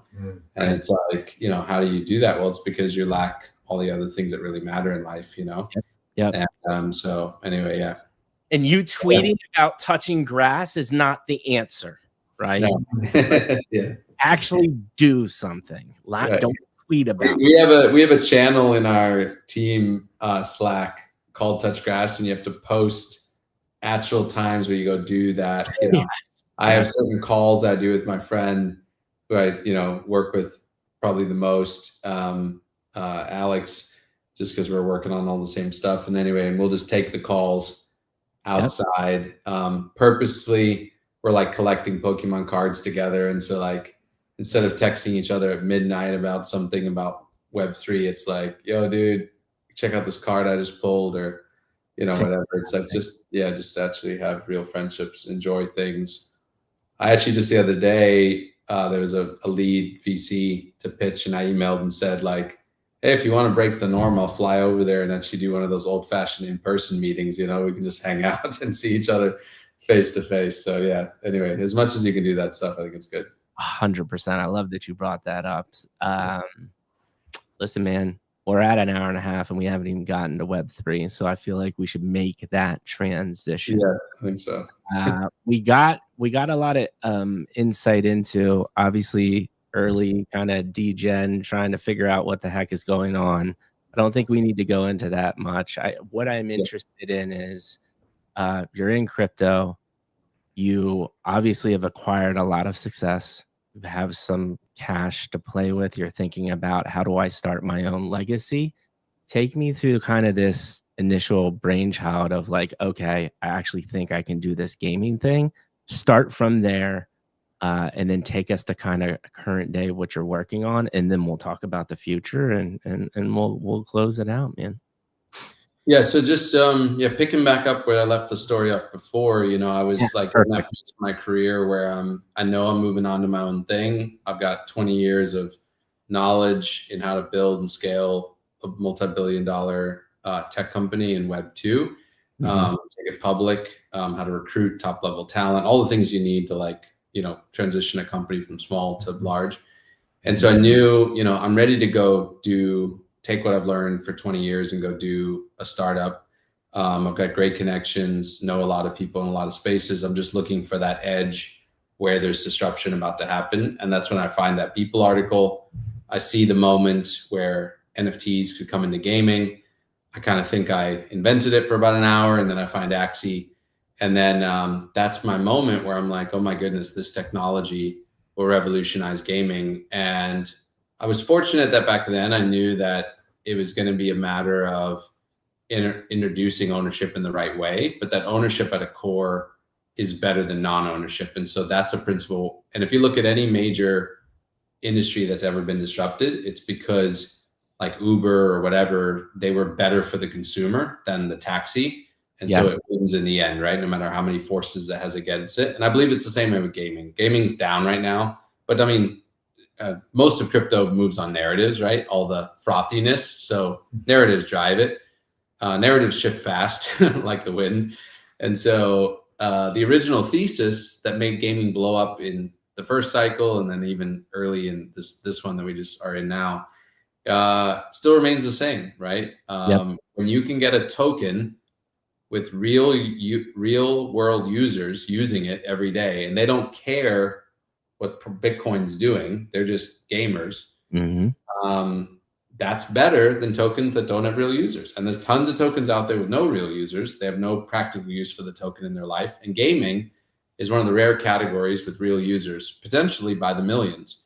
And so that thesis still remains. It hasn't changed. That's why people bought into gaming tokens in the first place. It's just who's actually going to deliver on that. And I think, so, you know, for me 2 years ago, I felt like that was worth moving towards. And so I started working on building the best studio I could find. So once that idea came, you know, I know how to recruit talent. I spent 15 years recruiting people from many other careers to do one of the hardest jobs in the world, door-to-door sales. So recruiting is one of my skills. And so I just went on a rampage of just recruiting the best talent I could find. And my first co-founder, his name is Kevin Lambert, fairly well known in the crypto space now.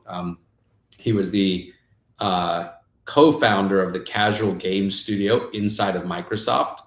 His studio inside of Microsoft's huge conglomerate of studios was responsible for every kind of casual game that came out of Microsoft over the last 12 years. So he was lead designer on Solitaire, that's currently on the App Store, that has about 1 billion downloads, over 1 billion in lifetime revenue, Mahjong, all the casual games. So he's his specialty hasn't always been like creating amazing user onboarding experiences and just making a game super easy to get into. And so you can onboard, you know, hundreds of millions, in his case, over 1 billion players into a single game because of that user flow. And so, yeah, he happened to mint my NFT. He saw some of my interviews, you know, randomly.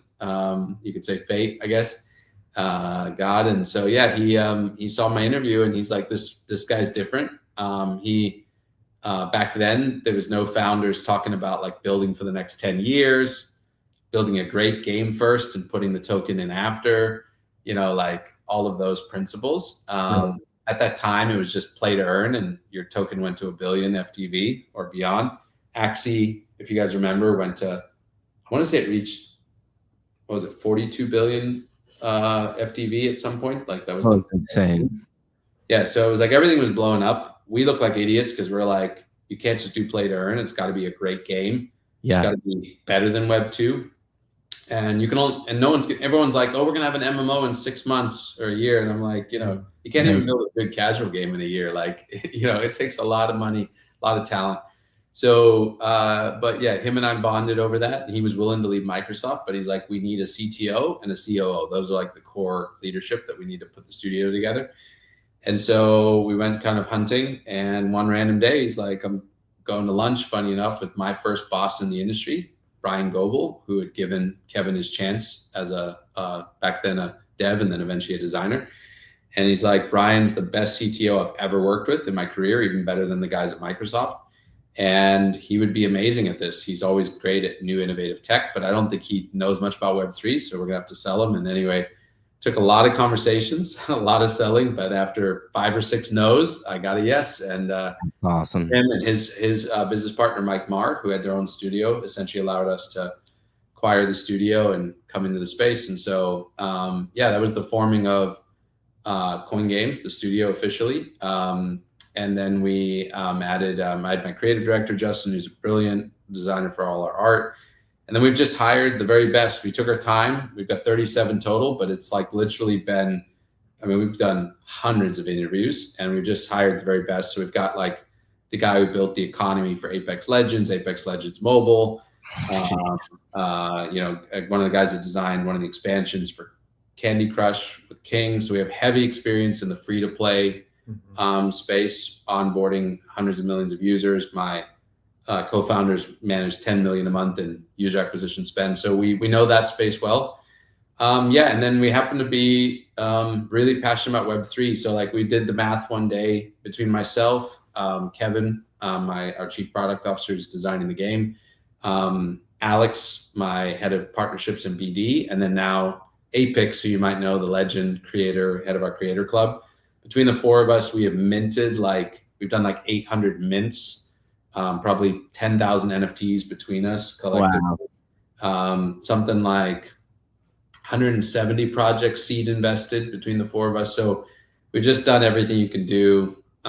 Traded meme coins, all of it, so we love the space. And so we do believe that kind of uniquely has set us up to build a product that is designed for both Web 2 and Web 3. So yeah, that was the beginning of it. And so we've just scaled the studio, and now we're finally, getting ready to launch. So out to the world. And so, yeah, what we're building ultimately is a next generation card game experience. We look at card games in the landscape in digital, and we see two massive gaps that we can fill. One is making an extremely exciting card game experience to both watch and play, which I don't know if anyone's ever used the words extremely exciting followed by card game, Yeah. But if you think about like great entertainment for cards, just go look at poker, right? Poker is kind of peak entertainment. Oh yeah. It's a very slow card game, right? So how do they pull that off? Well, it's high stakes play, and then it's watching the human emotion spectrum from positive to negative, right? So it's great for the viewer, great for the person experiencing. It's very intense, very exciting. And so we've taken a lot of those learnings and we're bringing that in. So we have a card game that's optimized for the player viewer kind of intersection. So I would say we're kind of in between Marvel Snap and Hearthstone. Yeah. The accessibility of Hearthstone meets the competitiveness of Marvel Snap. And we do that through like a unique deck building mechanic. We have a deck that you build, which is 12 cards, but we double the base cards. So it's really 25. So it plays like a 25 card deck, but watches and builds like a 12 card deck. So it's like super accessible, one of the easiest deck building experiences of any card game, but has a ton of competitive depth underneath the surface, which like Marvel Snap does not have. So we're a far more competitive self skill expression game than Marvel Snap, but we still have that accessibility from a viewer perspective, which is amazing for streaming, user acquisition. There's a lot of card games out there that are great, but they struggle to gain users because they're very complex. And so you can't like get streamers to stream it because their audience doesn't want to watch it because it's hard to understand. And so we don't have that problem. We actually had a pro streamer from Hearthstone about a week ago play our game. And his first comment was, I understood the game in under like 30 seconds just by looking at the board and what was going on. Now this is an advanced player, but like, right. He said, I can't remember the last time I did that in any other card game. And then his second comment was, which was awesome to hear, was like, I played a lot of card games, all the hard things to get right, you guys already have. And then I just have a bunch of critiques on little stuff. So, we think we have something really good. We have high stakes wagering, so you can be able to wager cards. So kind of think the intensity of poker. Yeah. I think those are going to make super viral moments. So we're kind of a streamer's dream.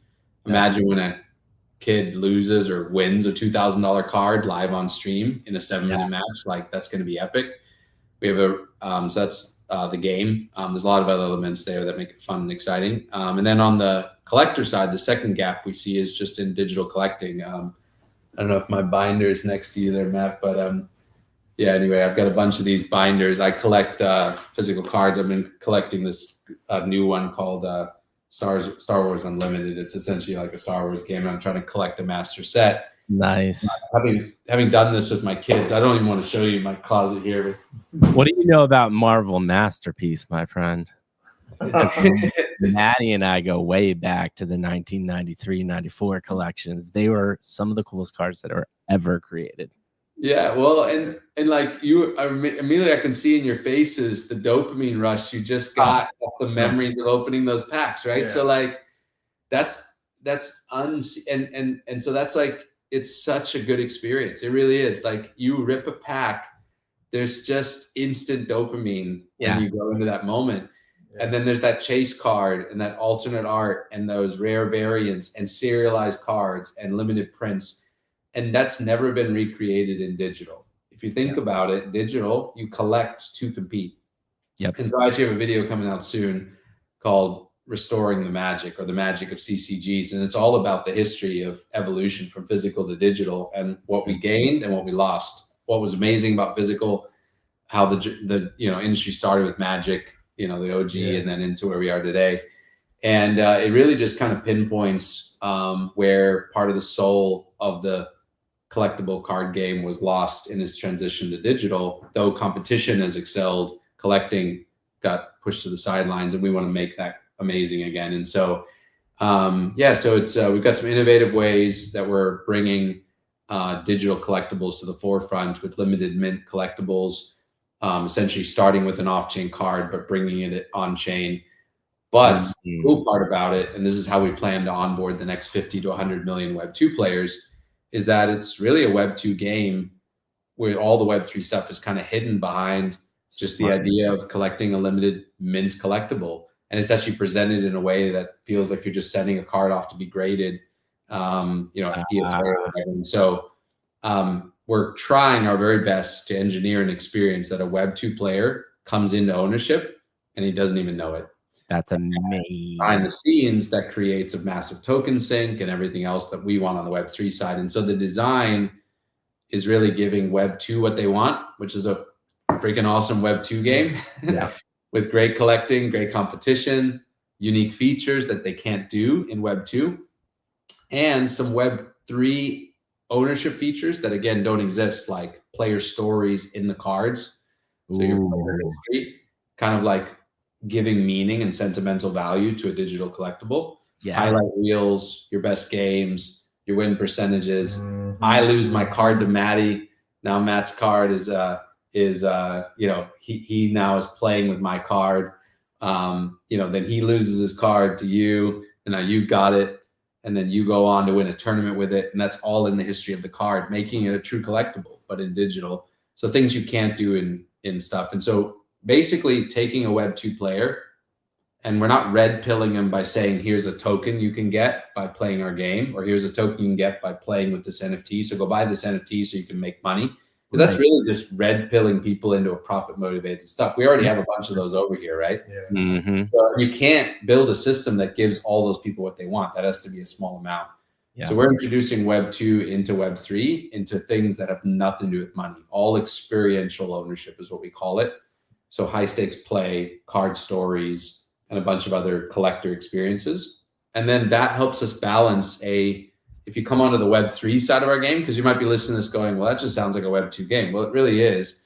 But the whole Web2 side creates this amazing Web3 side of the fence, which is this really cool kind of competitive collecting experience that can be very speculative, very fun, very degen, very Web3, ownership, revenue share, like all the things that make Web3 awesome. But it's in this small kind of controlled environment, and it's fed by the Web2 ecosystem. So give Web2 what they want, and then give Web3 what they want. That's our overall build philosophy. Dude, amazing. And so many different things. That's for sure. First off, can you just promise Maddie and I that he can come back over and we can do like an exclusive game together via stream, and we can all play and we can make some content out of it? Because I'm already getting excited about that opportunity. Yeah, let's do it. Yeah. And then two, so I think a good way to kind of encapsulate everything that you said is I'm a brand marketing guy, right? So when you were talking, I immediately went to like personas.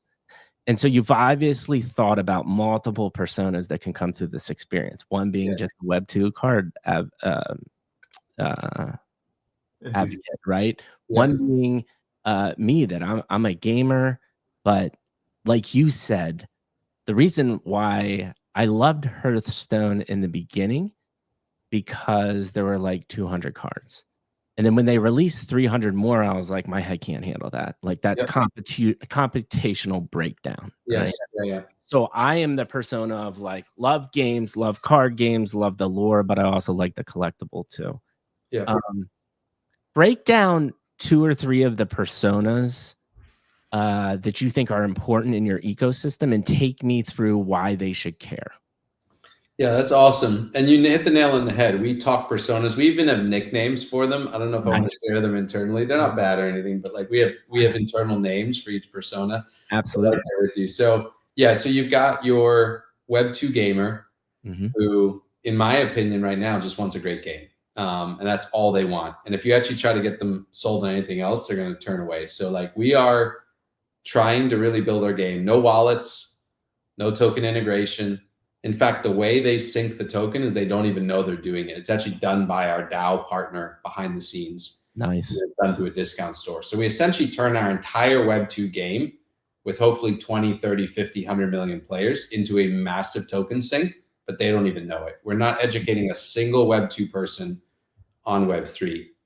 But that allows us to then use that to balance out the Web3 side, which is very speculative, very degen, very much like what Web3 wants. Give them all the tech they want, right? And so we can facilitate that with the balance of 95% of participants are not here. They're here for the game. They're here for the fun, while 5% can be here for the tech. So anyway, and obviously you guys know what I mean by when I say here for the tech. Hopefully. Yeah. So, all right. Here for the money. So anyway, but so the first persona is the Web2. The second persona is the Web3. And I would say there's actually two parts to the Web3 side. There's a pure collector and there's a collector gamer.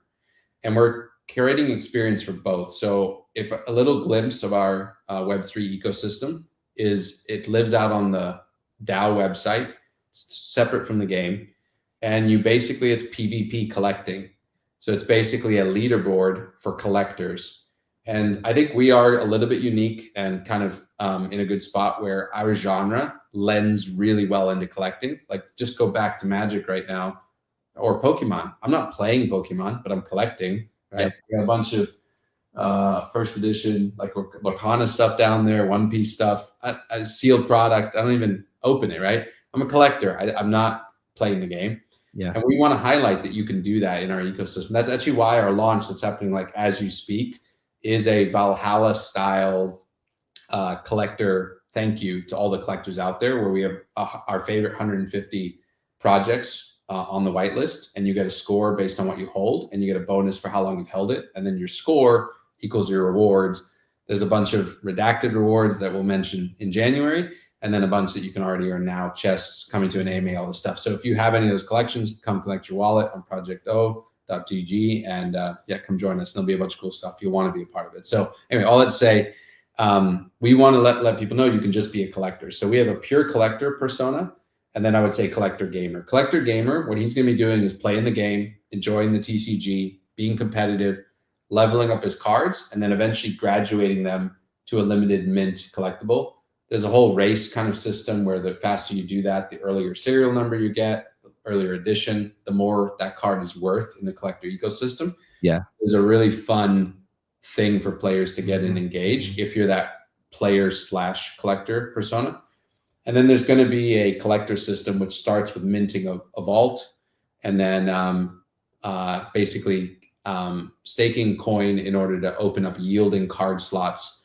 And then you basically start collecting cards. And so in a way, I explained it to my brother the other day because he collects like 90s basketball cards. I said, imagine coming in, you stake a little USD, and then you get to play this game where you get to go as a collector, snipe your favorite, Allen Iverson card, Jordan card, Kobe, whatever. And then based on the rarity of those cards, you get a score. And on the leaderboard, you earn rewards or you get paid basically. Based on where you're at. It's a really fun system. So we call it competitive collecting. There's a whole mini game with it where you can like use cards and high risk, high reward, go after rare cards. And we're going to keep adding to that.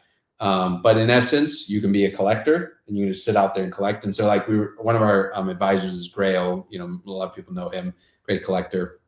And he sat back when he saw this the other day and he's like, I love it. He said, because I can just come in, do what I like to do, which is collect stuff, sit there on OpenSea, snipe things, buy things, collect cool cards.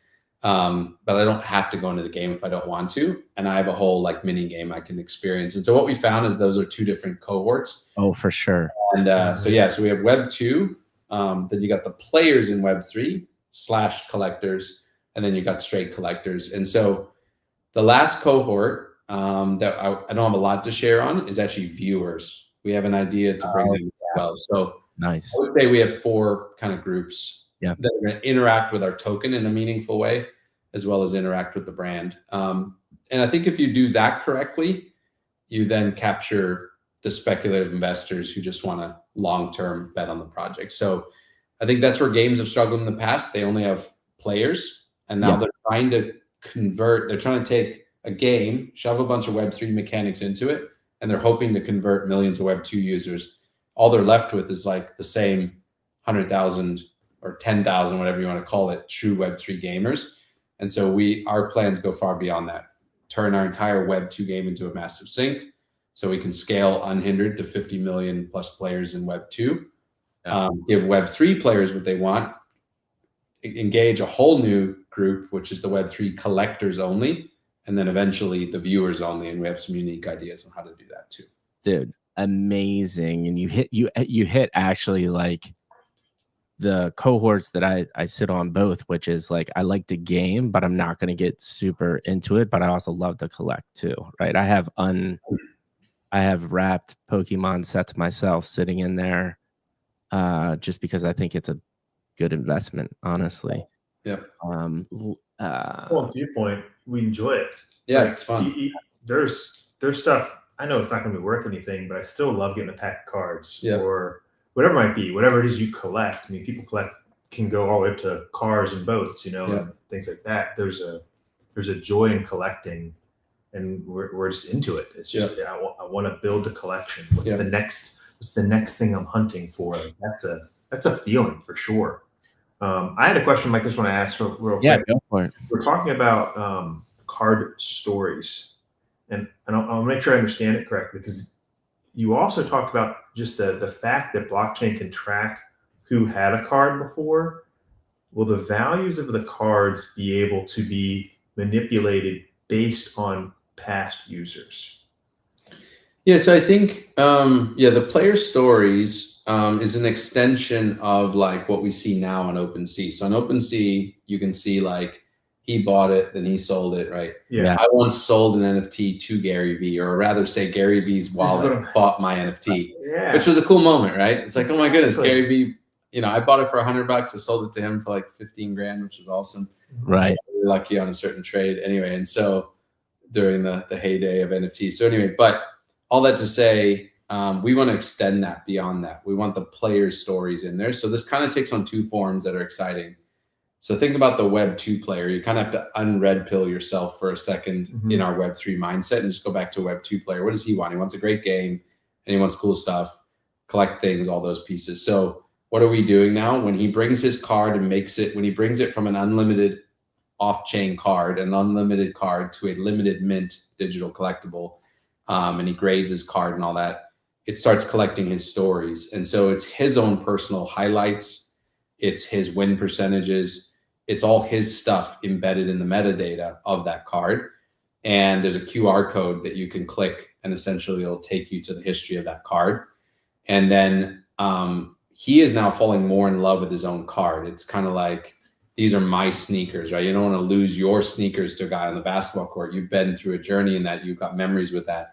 So those memories are being embedded in that card. And even like down to like, imagine, just as example, a clickable link that takes you to a replay of the final minute of a match where you won it and it came down to the killing blow of 1 point of like health left, and you win with that card. And so that highlight is in that metadata of that card. It's all that kind of history. He can now go back to it and click and show his buddy, dude, that was that game I won where I beat this famous streamer. Sure. That, and that's embedded in the story. So now the Web2 players, the whole goal here is that he falls more in love with his card.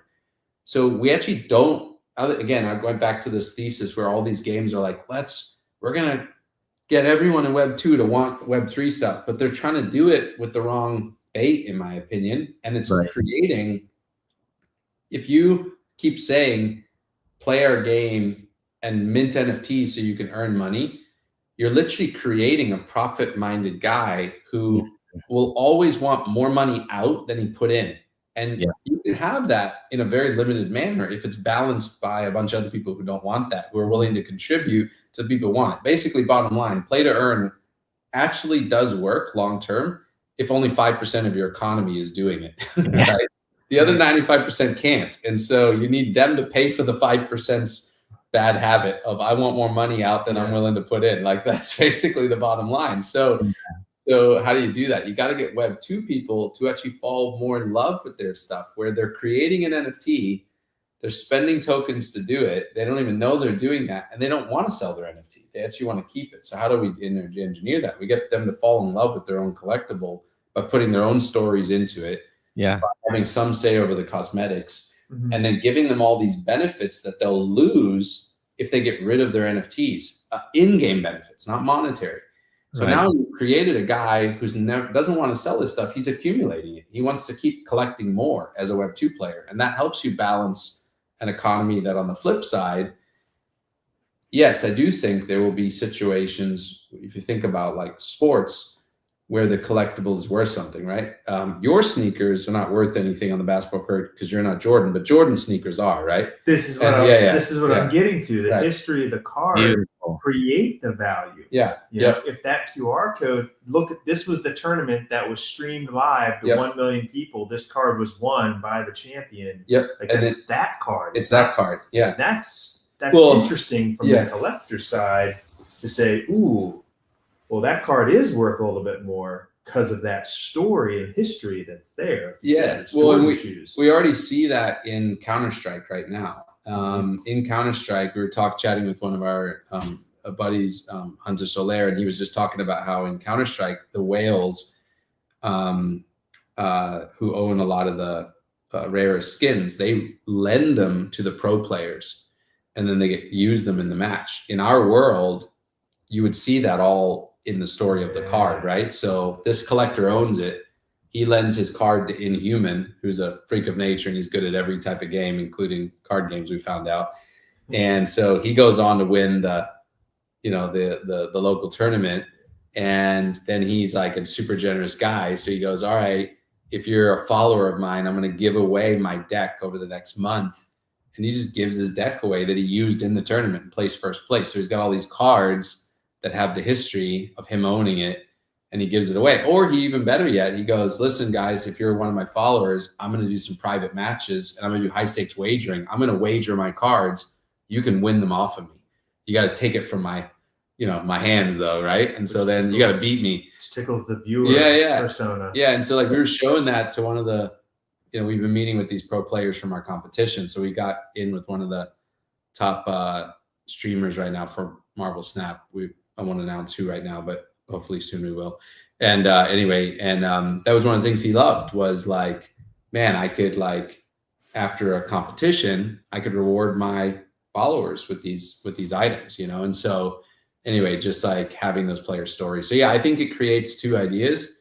You're gonna have the ultra collectibles, but they'll be very minimal, but it allows that to happen. And so that's an example again of experiential ownership that you can't really do that without blockchain. So now it's not about money, right? It's about the experience. So I love it. No, it's fantastic. And I love how you described because the evangelism side of this, how do we get Web 2 to Web 3 has always been this argument. And what I love about that is just what you said. It allows people to fall in love with their collectible, but that's not why they did it to start. It's just an added benefit. And we start bringing more and more people into, wow, okay, I actually like the Web3 component of this now, and it gets their brain thinking. It's fantastic. I like that. So exciting. So before we kind of start winding it down, I have a couple more questions. The one thing we haven't touched on is, you kind of mentioned it, and you might not be able to talk a lot about it. I'm interested in the economy behind this, right? Like, how is this marketplace going to manifest for the collectors? You mentioned token.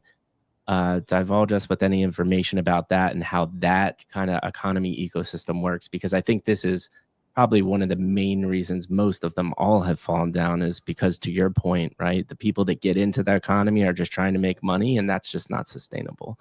So take Yeah, as much there's nothing wrong with people wanting to make money in an ecosystem. No, not at all. It's not sustainable, right? It's not sustainable, right? Yeah, because to me, Web3 right now, in the way it all works, with even with NFTs and token rounds and all those things, the Web3 community should be the ones that benefit long term, in my opinion, because they're the ones like willing to kind of be a Kickstarter for you in a way, right? Their initial funding.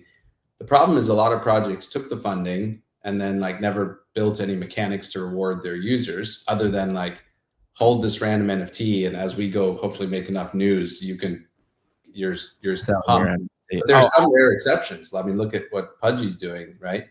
So we actually have an asset in our ecosystem called a blueprint that takes inspiration from Pudgy, which is IP ownership in a truly collectible. Imagine like Magic the Gathering, first edition cards had a baby with Pudgy Penguin, and then a little touch of game economic connected activity like off the grid node, and that you get a blueprint. And so it's essentially the idea that it's a fully playable, ultra collectible, most limited card in our ecosystem.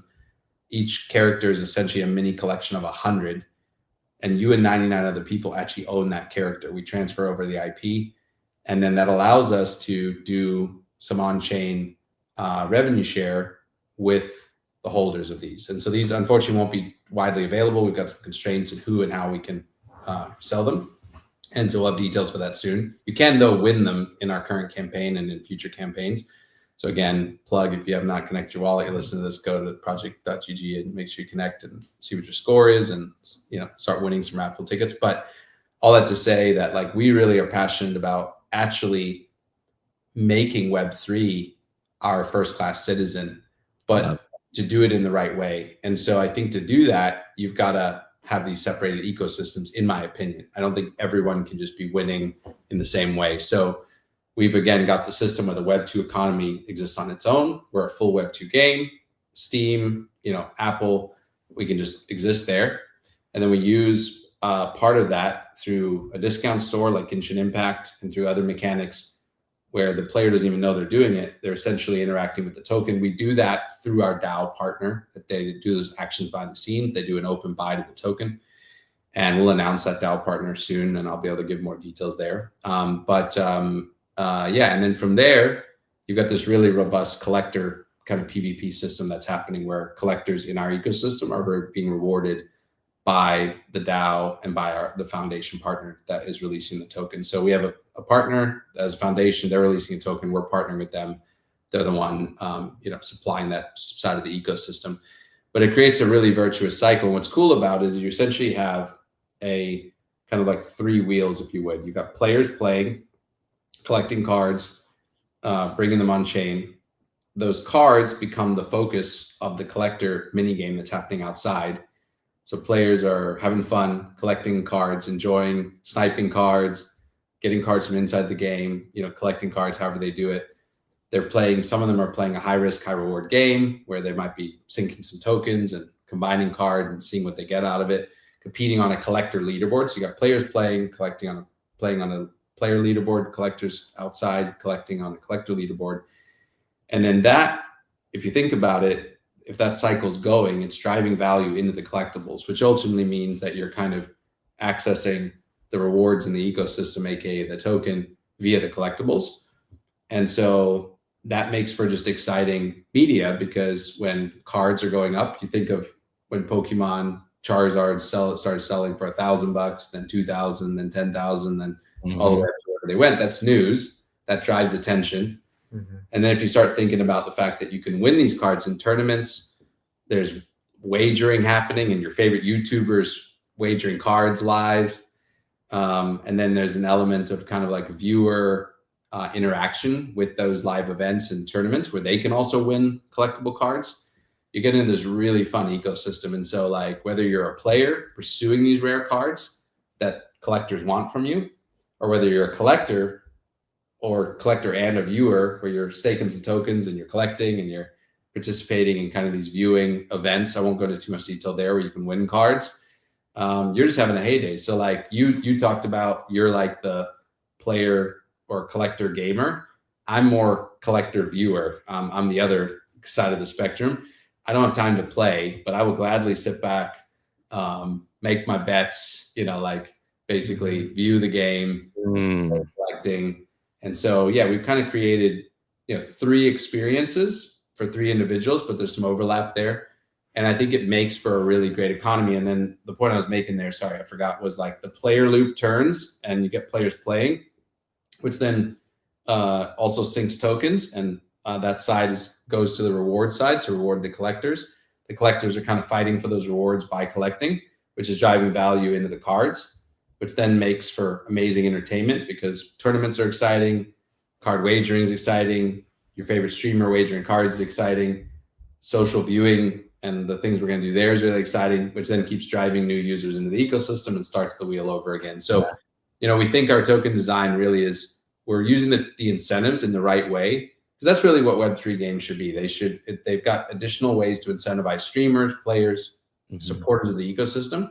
So we're not, it's not built around extractors. It's rewarding the people who are helping. So even our collectors, you could argue, well, you're rewarding people for collecting cards. Like, how hard is that, right? You're just rewarding whales. Well, what they're doing is they're driving value into the cards so the players have a reason to go play, to try to win these cards, get these cards, rip open packs. Imagine now you got a system where there's cards that can instantly sell for 10 grand because of their collector score. Now, how exciting is that freaking pack opening as a player? Yeah. You open that pack and you get that $10,000 card and there's already a buyer for it. Like, that's awesome. And then you open that on stream. I mean, you know, like there'll be people probably live streaming our pack openings, just like Pokemon, because what are you talking about? We'll be doing that. Yeah. So anyway, so it's bringing back all those ecosystems. It's essentially engineering kind of like what Pokemon has with what Hearthstone has. Physical cards, the best of physical, the best of digital into a world using Web3 incentives. And so far, you know, we're cautiously optimistic, but we've been meeting with some high-level people that intimately know the genre. They've played every game. Many of them currently stream our competition.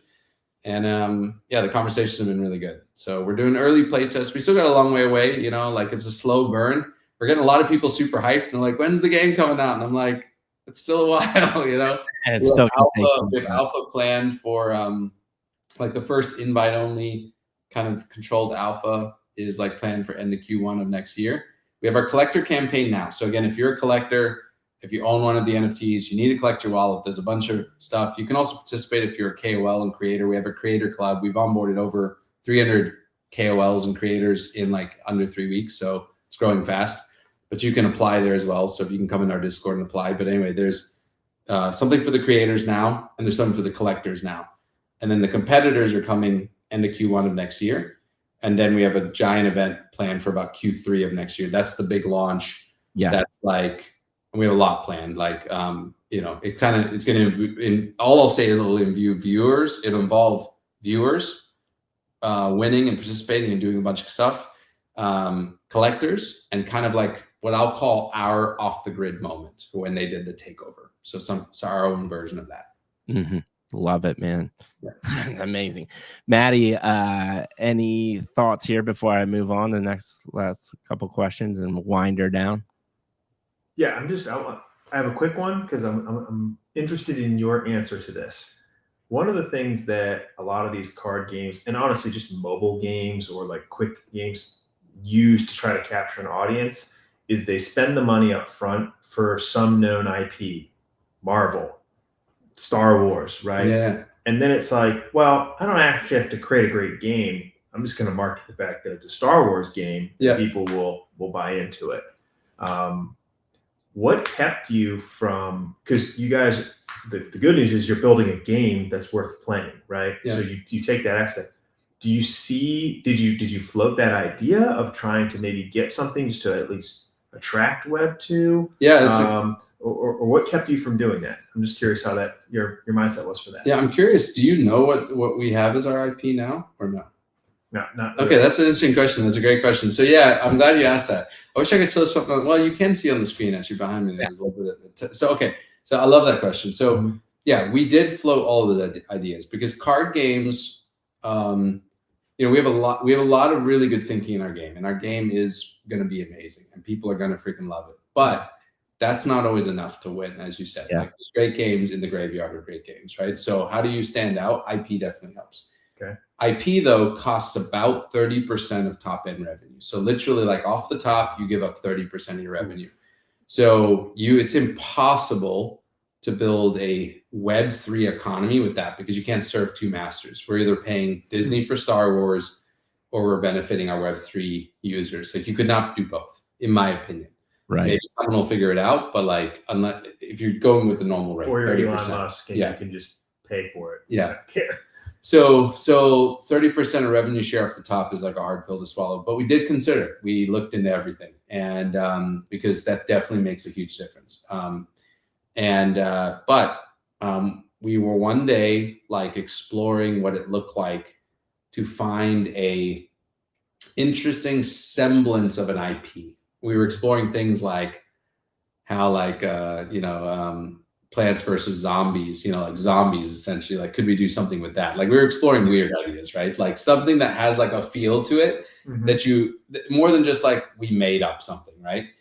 And at the time we had actually worked on another game for over a year. That's a whole nother story, had a pivot, all that kind of stuff. And we had our own independent IP. We had fully developed a whole cool world. I mean, it was awesome, but anyway. And so we knew we were leaving that behind. That wasn't going to work for cards.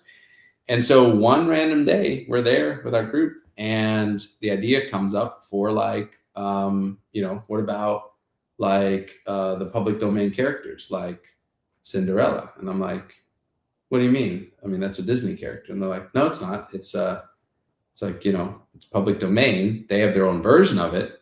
But like that's, El Sonata. Those are not original characters to Disney. They're from, Nordic folklore from 100 years ago. Yeah, exactly.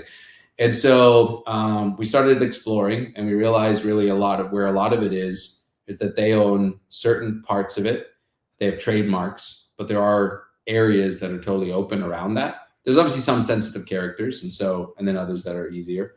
And so we realized if we could form an amazing legal research team and really do our due diligence, and we're also creating our own versions, very careful with naming conventions, you'll notice, and all that, we could really create our own IP that actually is around an established IP. And so that's where was birthed the World of Origins. So the simple version of the lore for people that care is that it's a parallel world to Earth that has existed from the beginning of time.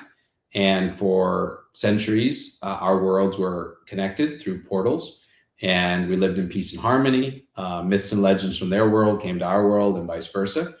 And then a great war broke out and the portals were shut down and everyone went back to the original world. And so now tens of thousands of years have gone by and Earth has had no connections to these myths and legends. So our stories of Winnie the Pooh and Queen of Hearts and Robin Hood and Red Riding Hood and all these characters has faded into different versions. Winnie the Pooh is now a 2-foot-tall bear who has a sweet tooth and walks around with no pants on. But the real Winnie the Pooh is actually the cage fighting champion of the World of Origins. He's 6'8". He does have a sweet tooth, but he loves that. And then you got folks where we got, the most beautiful woman in the world, the Queen of Hearts, who had a lot of haters on Earth. And so she was always described as being hideous and ugly. But it was, she really was the most beautiful. And we got many other really cool characters. We've got like a Kingpin style Humpty Dumpty and many others. And so what's actually super cool is like it immediately feels like an IP. People see it. They love the art style too. We get a lot of that. But anyway, it feels like a real IP. But it's our own world. And so we're making it like a mix of like magic meets tech. So it feels like a more fun, light version of the world of Arcane from Riot. And really diverse, cool characters from all around the world, myth and legend. So we've got, we're starting to work on some from, Asian myth and legend, and there'll be other cultures involved. So it's really diverse. It's cool. And then it's, we're just turning these characters into like badass warriors. So people are always like, wait, look what they did to Winnie the Pooh. Like, what are they going to do to Pinocchio? Like, wait, Humpty Dumpty's a freaking gangster. Like, what's up with that? And it's like one of my favorite ones recently was the giant snail or whatever from Alice in Wonderland who, smokes hookah or whatever. Like, he's awesome. Like, you got to see him. He's so sick. And so anyway, all that to say, we got a really cool cast of characters.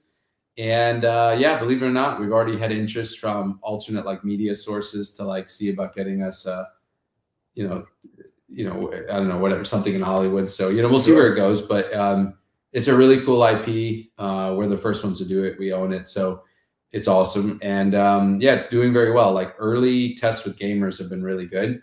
What actually so surprised me, and this was really when I knew we were on something magical with the IP and it has a lot of potential in Web 2, was that I had a gamer ask me, because he knew Marvel Snap, and Marvel Snap has variants of cards. So they take Marvel IP, of course, is amazing. I'm not trying to say we're like Marvel, but Marvel Snap has their original cards, and then they have what they call baby variants. So they have all these variants by artists, but they did a specific series called the baby variants, and they're actually my favorite. Like I loved collecting those. So it's like Hulk, but like as a baby with his toys, and he's like smashing, whatever. And then there's Thanos there, and he's like squeezing, and it's just awesome. And you can just imagine it's by a very good artist. I believe it's Dan Hip is the name, or no. Anyway, but amazing artist, and like executed so good. And like I tried to have a whole deck of just baby variants. They were very hard to collect. So now imagine those are all like Web3 limited and all that. Oh yeah. But I had a guy already ask, are you doing baby variants of Winnie the Pooh and Humpty Dumpty? So like, you're onto something special where you haven't even launched your game and they already want to collect a variant of your original character. So like, name another card game that has an original IP that has that. They can't, because it's like the IP hasn't established itself yet. So no one, and that's why you really have never seen a lot of these digital, other than Pokemon. Look at Pokemon Pocket now. They're showing collecting is a freaking awesome activity. I log into Pokemon every night and I open my packs because I heard a rumor that they might become NFTs. And so who knows, right? Anyway, but I'm in there opening my packs every day because I like the collecting experience. I don't even really play the game. So anyway, yeah. But yeah, that's the IP. So we have essentially a hybrid IP. I would call it an original nostalgic IP. Dude, fantastic question, Matty, because that was great insight. So let's do this. You're gonna have a good answer for that. I appreciate it. That's good. Yeah. Unless you got another burning one, Matty. No, I'm good, man. I'm good. I'm curious to because I know also time-wise, I'm curious to see what you're excited about now moving forward. For someone who has gone through and listened to this for 2 hours, like, okay, I didn't know what this was, but I like him and I really like what he's talking about. What do I do from here? Where do you see it going? I think that's going to be an important thing for people to hear. Yeah, the next 6 months, maybe. Yeah. So, I could obviously what I'm excited about just in general at a high level is I'm rooting for every game that's building in the space right now. Where it's like so early. It reminds me of when I started the coffee company and we're doing like craft coffee. We call it third wave. Like our enemy, hopefully this doesn't offend anyone, was Starbucks. It's like, Starbucks reinvented Folgers. We were reinventing Starbucks with great coffee that you don't need sugar and all those things in it to make it taste, like you need, like treat the beans the right way, get super high quality. It's almost like wine. Different regions have their own flavors. It's amazing. Anyway, once I got red pilled in that world, I was rooting for every craft coffee shop in our city because it's like, we got to beat Starbucks. Like we're not competing against each other. We're on the same team. So I feel that way right now. In Web3, we just want a game to freaking kill it. So I am like, hopefully it's off the grid, right? Hopefully it's one of them that like gets a Binance listing, goes to a couple billion, onboards Web2. Like we just need someone to do it. If it has to be us, we're a little bit behind. We're in kind of wave 2. So I hope we're not the first one to do it. I know we'll do it, but I hope we're not number 1. So I'm really excited about some games coming out that hopefully are going to do that. So I would say that's first, just personal level excitement, because that helps all of us, right? And then from there, in our own ecosystem, we're going to end this collector experience really well. In January, we're going to have a bunch of announcements, including who our foundation partner is, the rewards that are coming to the collector ecosystem, plus the alpha and the Q1. And so we kind of have these 2 experiences, collector, we call it Are You Worthy? It's kind of like Are You Worthy collector experience, then Are You Worthy competitor. So collector, competitor, and then the 2 come together in Q3 of next year. And we've got an idea kind of, again, I'll call it now, working title, Crypto Bros versus TCG Pros. Imagine kind of the best from crypto versus the best from Web2 gaming. And we're going to try to pull some bangers in the very best people you know from the card space. So kind of our own off the grid moment. Obviously, it's not as hyped as like Inhuman versus Ninja, but our own version. And then what if we could involve the whole world in that viewing event and make it exciting for the viewer too? So we have some ideas there. Plus, we're kicking off the collector experience. So that's really what we're focused on, is the next 9 to 12 months. Love it. Really delivering on that experience, and then ultimately just the launch. And then 26 is all about go to market to the global gaming space. So like, let's go after Hearthstone. Let's go after Marvel Snap. Let's go establish ourselves as the next big Web2 TCG experience that's got amazing competitive element, high stakes play, and a collectible, amazing, untouchable collectible digital experience, first time digital collector experience. And then long term, I've got very high ambitions. To be honest, this is like scratching the surface. But I'll just say we really see an opportunity in empowering the next generation of amateur game creators to come and create with us in the ecosystem.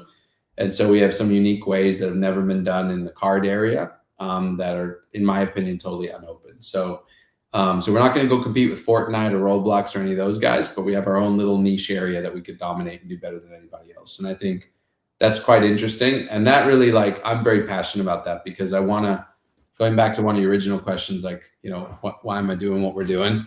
Mm-hmm. I want to bring a lot of joy to, this is a good way to wrap it up, right? I want to bring a lot of joy to gamers, because games brought me a lot of joy in my life, early in my career and in my life, right? I got over breakups. I got through being a shy kid. Like, games are a big part of my childhood, and it's a very positive part of my life. Like, I don't really have any bad gamer memories. I'm so grateful I live in a time that games existed, right? So I want to bring that joy. That's phase one. As you said, collecting. As humans, we love to collect. And so I want to bring joy in just collecting things. And maybe you get to collect some stuff that one day is worth more than what you put into it, right? That's cool. That's great. That could change lives. We will have assets, I'm sure, that change people's lives, blueprints and those things that could be amazing. So I really want to do collecting the right way. And so whether it's our blueprint kind of ownership model, which unfortunately won't be available to everyone, or our traditional kind of card ecosystem, collecting system, there's something really cool there. My light just fell off. It did, yeah. That was awesome. And then great blooper content. Right when things get super deep and heavy, you gotta break the okay, so let's rewind that, because that is definitely gonna not be good for the cutting. So okay, blueprint. Let's start with the blueprint. Hopefully could change some lives. Yeah. So yeah, well, did it fall off though during blueprints? Are we certain that that's where it fell off, or could have been before? Oh, it doesn't matter. I'll do my magical cutting together. I think we need a clear stop, and then this can be a blooper as well. Bring it into collecting was also something that was joyful. Yeah. So second, then I want to make collecting amazing again, and so like everything from like my kids' experiences that we've been having recently, where we're ripping open packs like while we watch Netflix together. The Great British Baking Show, or some show that we're enjoying. We love Is It Cake and those things together. So anyway, I don't know why we love watching cooking stuff at night. But while we're starving for sweets and trying to be good, and we torture ourselves by watching people make sweets. But anyway, and so I want to make collecting awesome, and maybe you collect something that's life-changing, whether it's a blueprint, because we'll have the assets that we will not be able to sell to everyone. They will be in the packs. And so like you could open one up and get one, for free. And so that's awesome. And then, and then the last piece is I feel so freaking grateful that I'm getting to live my dream of being in a game studio. Yeah. Now, what I have learned, and I will break it to anyone who wants to be the CEO of a game studio, is you don't get to make a game.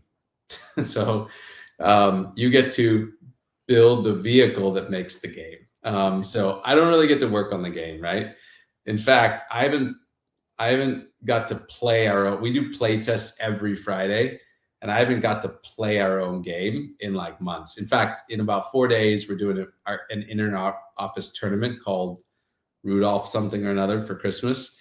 and like I'm gonna get to play our game, and I'm so hyped because like I've seen it improve, and it's got all this new effects and all this cool stuff. And anyway, so but all that to say, I feel so grateful that I was privileged to become amazing at a career and become really one of the best ever to do that industry. That gave me the financial position where I could start the company, fund some of it myself, and then also the talent to recruit the best from gaming. You know, I really got some of the best people in the gaming space for what we're doing. They're all super competitive card players.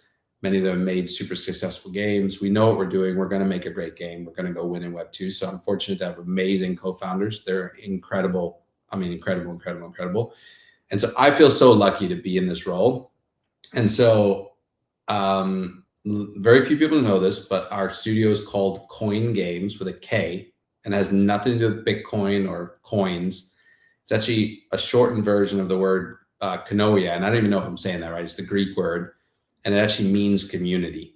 So it's the first 4 letters of the word community. And this is how it came about. There's a great finishing story. So my wife and I were driving. It was like weeks into me deciding, I think I want to start a game studio and build on blockchain. Like I just discovered NFTs. I got nothing. I don't have a single person. I've got nothing. And I'm like, I need a good name. Like names mean a lot to me. Words mean a lot. So I'm like, I need a good name. And I was like, she's like, what do you want? And I was like, it needs to, I don't know. I was like, I want to build with the community. Like, I feel so freaking lucky that I'm getting to live my dream of making a video game. And there's like millions of people who would love that. And they have normal jobs, normal careers.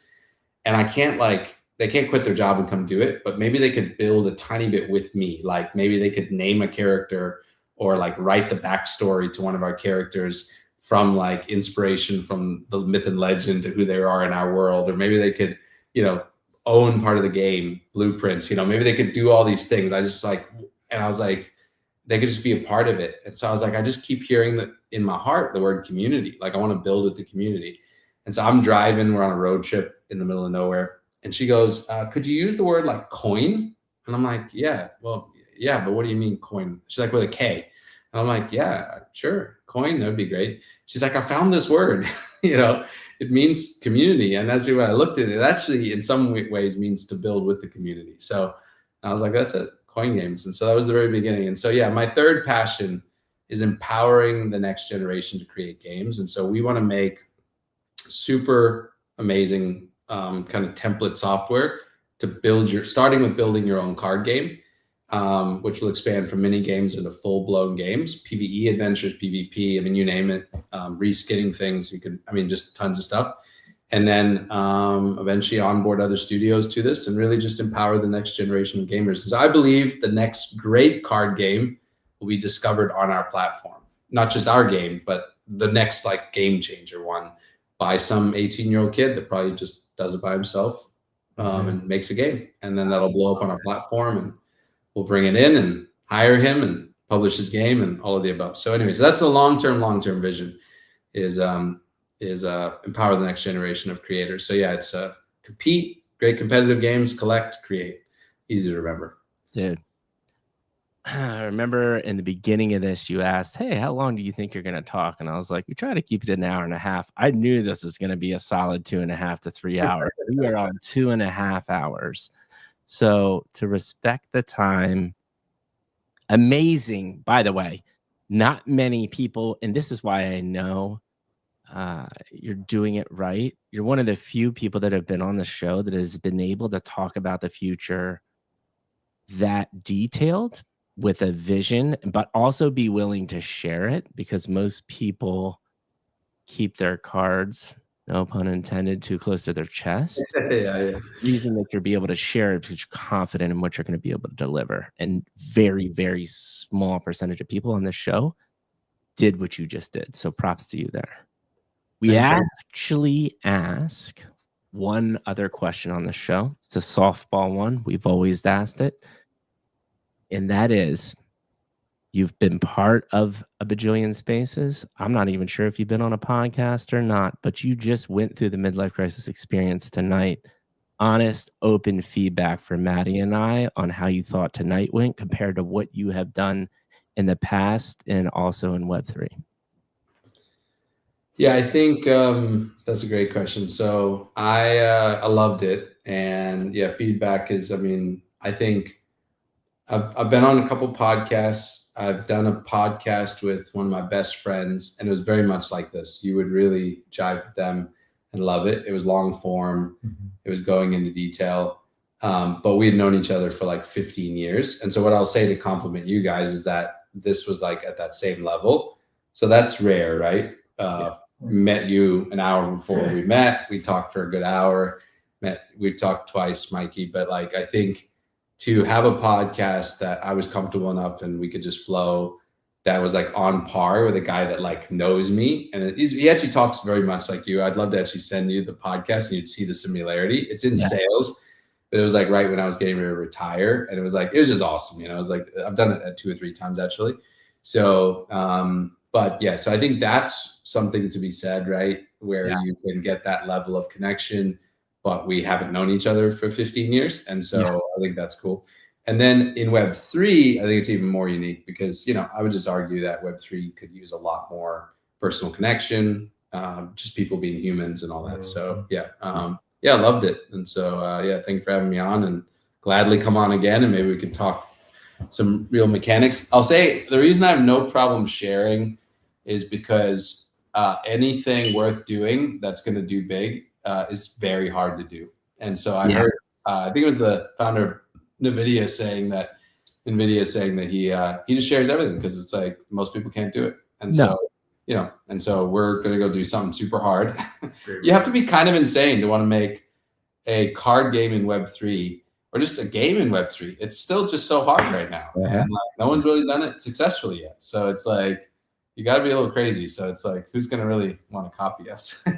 Yeah. Until we have the success, then everyone will copy, right? But until then, it's like, I agree with that from a practical entrepreneur inventor side, right? But the reason actually why most people don't share in Web3 is because they don't know, right? And so it's like a large percentage of the people, and we've had top tier people on this space on this podcast, right? And most of them just can't articulate because the other thing too is they're just duplicating what's already out there. And you've spent a lot of time obviously thinking, how are you going to do it different? How are you going to do it right? And not just make yet another failed Web3 game. And the thought and the mission, and this is why we do what we do, right? This all circles back to the beginning, amazing conversation about having a vision and having a purpose behind that vision. And you've done that, obviously. And so it's amazing. So what we do right before we shut it down, Maddie, I'll let you give your closing comments. I'll give my closing comments, and then we'll call it a night. Perfect. Yeah. Well, one thing I think is definitely true is, you know, it's very easy. And a lot of people in Web3, it's so surface level. And to Mikey's point, the reason they don't have any answers is because even if they have a lot of business accolades, this goes back. You've been preparing for this since you were a gamer as a kid. You know what I mean? And you have 2 very important sides of a coin. You were the introverted, shy kid. You know what it's like to love a game and what an escape that can be. And you know what it's like to be on the side of business and say, okay, things need to happen. You've managed teams. You accomplished, I think it was leadership, communication and sales, and then it was work ethic. Yes, thank you. You know what I mean? And it's like you've built these skills over 20 years, and it's put you in this position, and that's why it seems easy. It's just like watching Bruce Lee do a kick. Well, yeah, it looks easy, but he did it his whole life, right? And so it's very interesting to me to see the difference of somebody who is equipped versus somebody who's just eager. And it's really cool to be able to see that. I love getting a chance to hear your background and how this has gone through. And honestly, it's like, we've done a lot of these, right? It's very easy for me to hear another project, another game that somebody's going to build.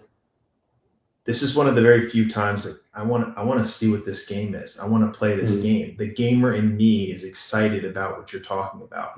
I get into the lore. I'll tell you all about Skyrim and the lore of the Elder Scrolls and whatnot. I love that stuff. The fact that you're thinking that way tells me you enjoy that. You played WoW, you get it. You know what I mean? You collected the cards. And so it's definitely obvious. It just exudes from you when it comes to that. And I think although you don't get to play the game a lot, like you said, I think there's a reason you're leading this and you're leading this charge. I think you're well placed to be there. And yeah, man, I hope we get to do this again. I want to get more detail and see where we go. This has been awesome. I appreciate it. Yeah, it has. Dude, everything Maddie just said, I'll layer on this. There's a couple of interesting things. So I had just recently formed like kind of my own little alpha team of like community managers and a couple alpha callers to find people that aligned with our brand, because it's very difficult to do it. I say this a lot. I could have a lot more followers and we could have a lot more money in our bank account because we get DMs all day long. But integrity and brand is of utmost importance to us. So you were one of the first people, and I'm going to give Chris a shout out because she can make content out of this. Chris, she's a community manager, amazing human being, younger, just trying to get her feet in the space. And you were like one of the first people. She's like, you have to talk to Point Games. You got to talk to this Tim guy. I think they have potential. And damn, did she not deliver on Thanks, Chris. Like over the top deliver. And I mean, hands down, no questions asked, one of the top podcasts we had, and one of the top founders that have been on this show solely off the principles of what I was saying earlier is you became successful, you built those skill sets, but you did it with intention, and you're creating all of this with intention. And it's so rare to have the right people in Web3 that, one, have the funds that are able to go out and recruit the people like you have. But even the people that do that, they miss the mark because, again, I just don't think they're chasing the right things, which is your mission of bringing gaming to the future, to the youth of America, but also that skill set of recruiting that you did in the past. That's such a hard skill set and such a valuable skill set. And I've talked to a lot of people that have built card games already in the space and have failed because whether it's wisdom, experience, whatever you want to call, a lot of these people were younger and they have just not even had the close to the level of your success. And then also going through the tens of hours, hundreds of thousands of hours of recruiting and understanding this is a right person or this is a wrong person. Obviously, there's still risk there. You're not going to hit 100% of the time, but you're going to do a lot better than most. And then finally, there's no way that somebody's going to listen to this and be like, one, I don't believe in this guy, but two, that guy seems like a good dude. Like he actually means what he's saying. He seems like he has a very good heart, and he's got the best intention. That if I'm going to spend money with this guy, it's not going to get lit on fire. And like some recent news you've heard of other founders sitting in a back room trying to gamble the money away on meme coins to make more money for the product. Like, you're not that guy. You're not going to do it. And you're in the right place. No, I'm not. Yeah. Thank you from the bottom of my heart. You're an insanely busy guy. You gave us the #1 gift. I say this to everybody because it is true. Somebody in your position, with everything you got going on, you just gave us 2.5 hours. That's thousands of dollars alone. And we really appreciate it. And we will be cutting this content up. We'll be putting it on the podcast. We're going to get you as much exposure as possible. And I cannot wait to cut this together because there's so many gems. I mean, we're going to have at least 50, 60 clips that we can put over the next couple months, in addition to all the other cool stuff that we're going to do in the future, because I feel it. We're just going to keep on collaborating and making awesome stuff. So thank you. Thank you from the bottom of my heart. And with that being said, people, the Midlife Crisis Show has come to an end.